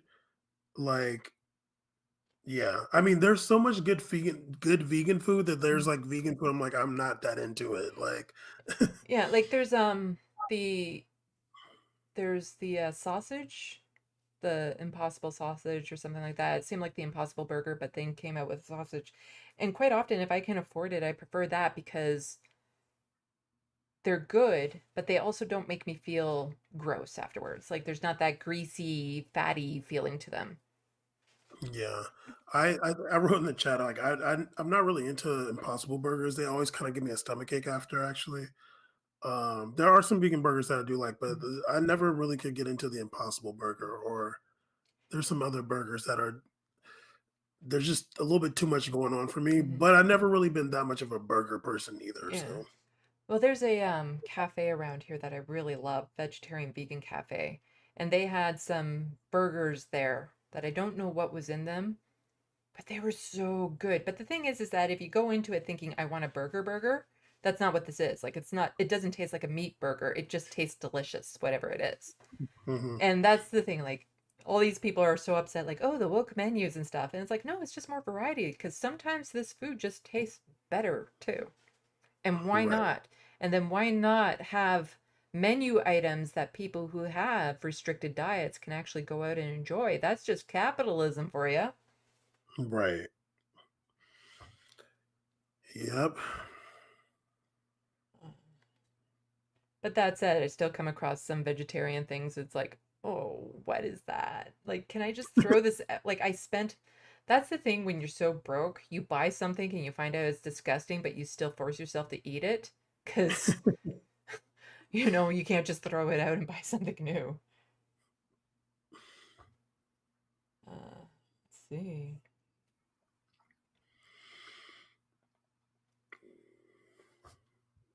John Martinez, haven't trusted mainstream media since I was 20. There you go. Can't say I've trusted it for a while. And again, it's so frustrating because I do news and media analysis and news that it's just, I've had to be a little bit more cautious with how I cover things and just like, okay, so keep in mind, they're not lying, but what are they leaving out of the story? Right. And yeah. CBC also, as the expose article said, they wouldn't outright lie, but they did have people who would come on and lie, and then they just wouldn't be corrected. Oh yeah, any kind of like talk media for sure, or like opinion pieces. Yeah, be skeptical. Like find the people that you trust for sure.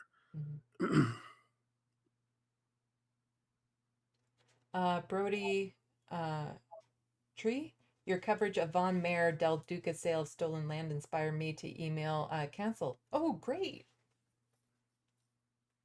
Oh, that's good. It's really good. Yeah. Del Duca. Does that sound like a Silk Lord name or does it? That's all I could think about. He was the leader of the Ontario Liberal Party until the Liberals no longer, they don't even have official party status in this province because they have so few seats in the House, yet the media will still give them more coverage than the official opposition, which is the NDP. Again, that media bias there for you. But he was recently caught doing a sale of Palestinian land in a synagogue. Okay. It's been a problem around here. And it was just so... And he's a mayor right now because as most former leaders of parties become, they usually then become mayors. But he's like, you know what? I'm going to call out, there was that one time that there were people protesting one of these events and a Zionist came at them with a nail gun and that was bad. Well, how about not having these events because they are illegal, but for some reason they're not getting cracked down on. For some reason. Yeah, just selling the Gaza beachfront property does not sound cool. No, we have some hardcore Zionists. Like, it's expected in the Conservative Party, but the Liberal Party, it's very split. And you have some really hardcore Zionists in the Liberal Party. Anthony, and credit to Grand Theft Auto Bob for his nickname. Anthony Horsefarter, because his name is House Father. Massive raging Zionist within the Liberal Party. And Justin Trudeau will say, you know what? Being called a Zionist shouldn't be a dirty thing. Like, it shouldn't be a dirty word or anything of that sort. And it's like, hard disagree. Yeah, well, why don't they do something good then? Do something that doesn't make me think Nazi, and then maybe. Right. Well, just as I pointed out in that video, like one of the grossest things I thought about that video when I was seeing him selling off this land, and you could see some of the people in the audience who weren't part of the protest sitting there like, oh, this is awkward. This is so awkward. Like, I'm just here to buy beachfront property. I didn't want to be, there's these people with these scarves and they're yelling things like, I don't want to be here. But I also recently watched Zone of Interest. Do you know of that movie?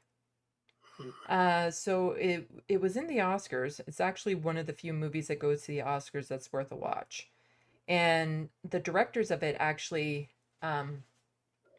spoke out in support of Palestinians. And it's based on a real person who was like a Nazi commander of sorts. They lived right next to Auschwitz.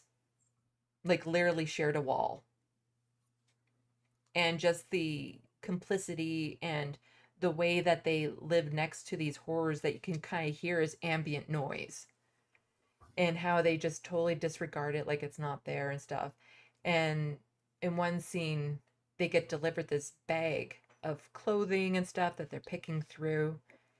You kind of figure where that bag of clothing came from. And here they are, so they're picking over this stuff that belonged to these people who are now dead. And all I'm looking at when I see these land sales are like, you're buying this land from people who are displaced or murdered.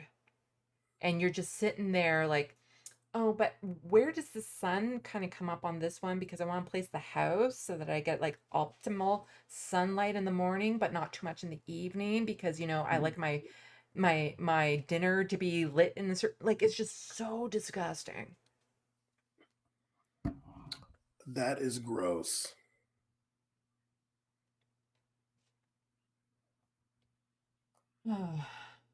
Let's see.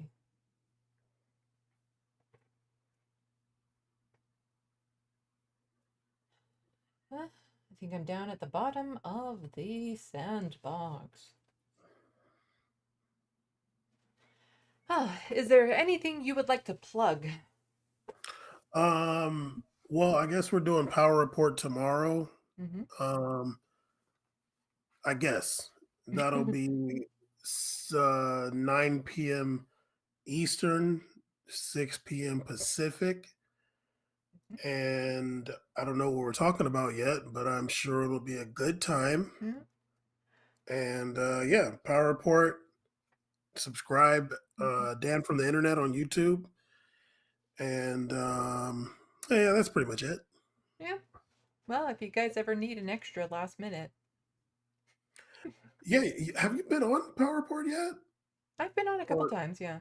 A couple times? Okay, yeah. Yeah. I'm not the booker, so Yeah, 3 or 4 times. okay. Usually to talk about queer issues or Okay. a specific Canadian story or something. I guess we have been on there together. Actually, I kind of forgot.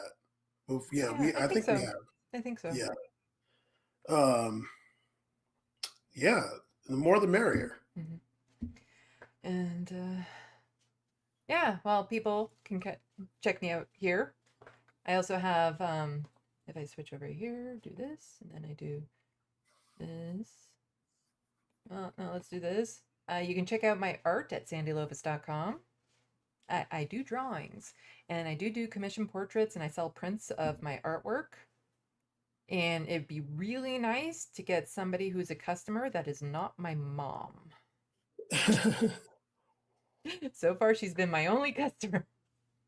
I've had a couple inquiries, and I did do one. So on my webpage, there's the donation tab.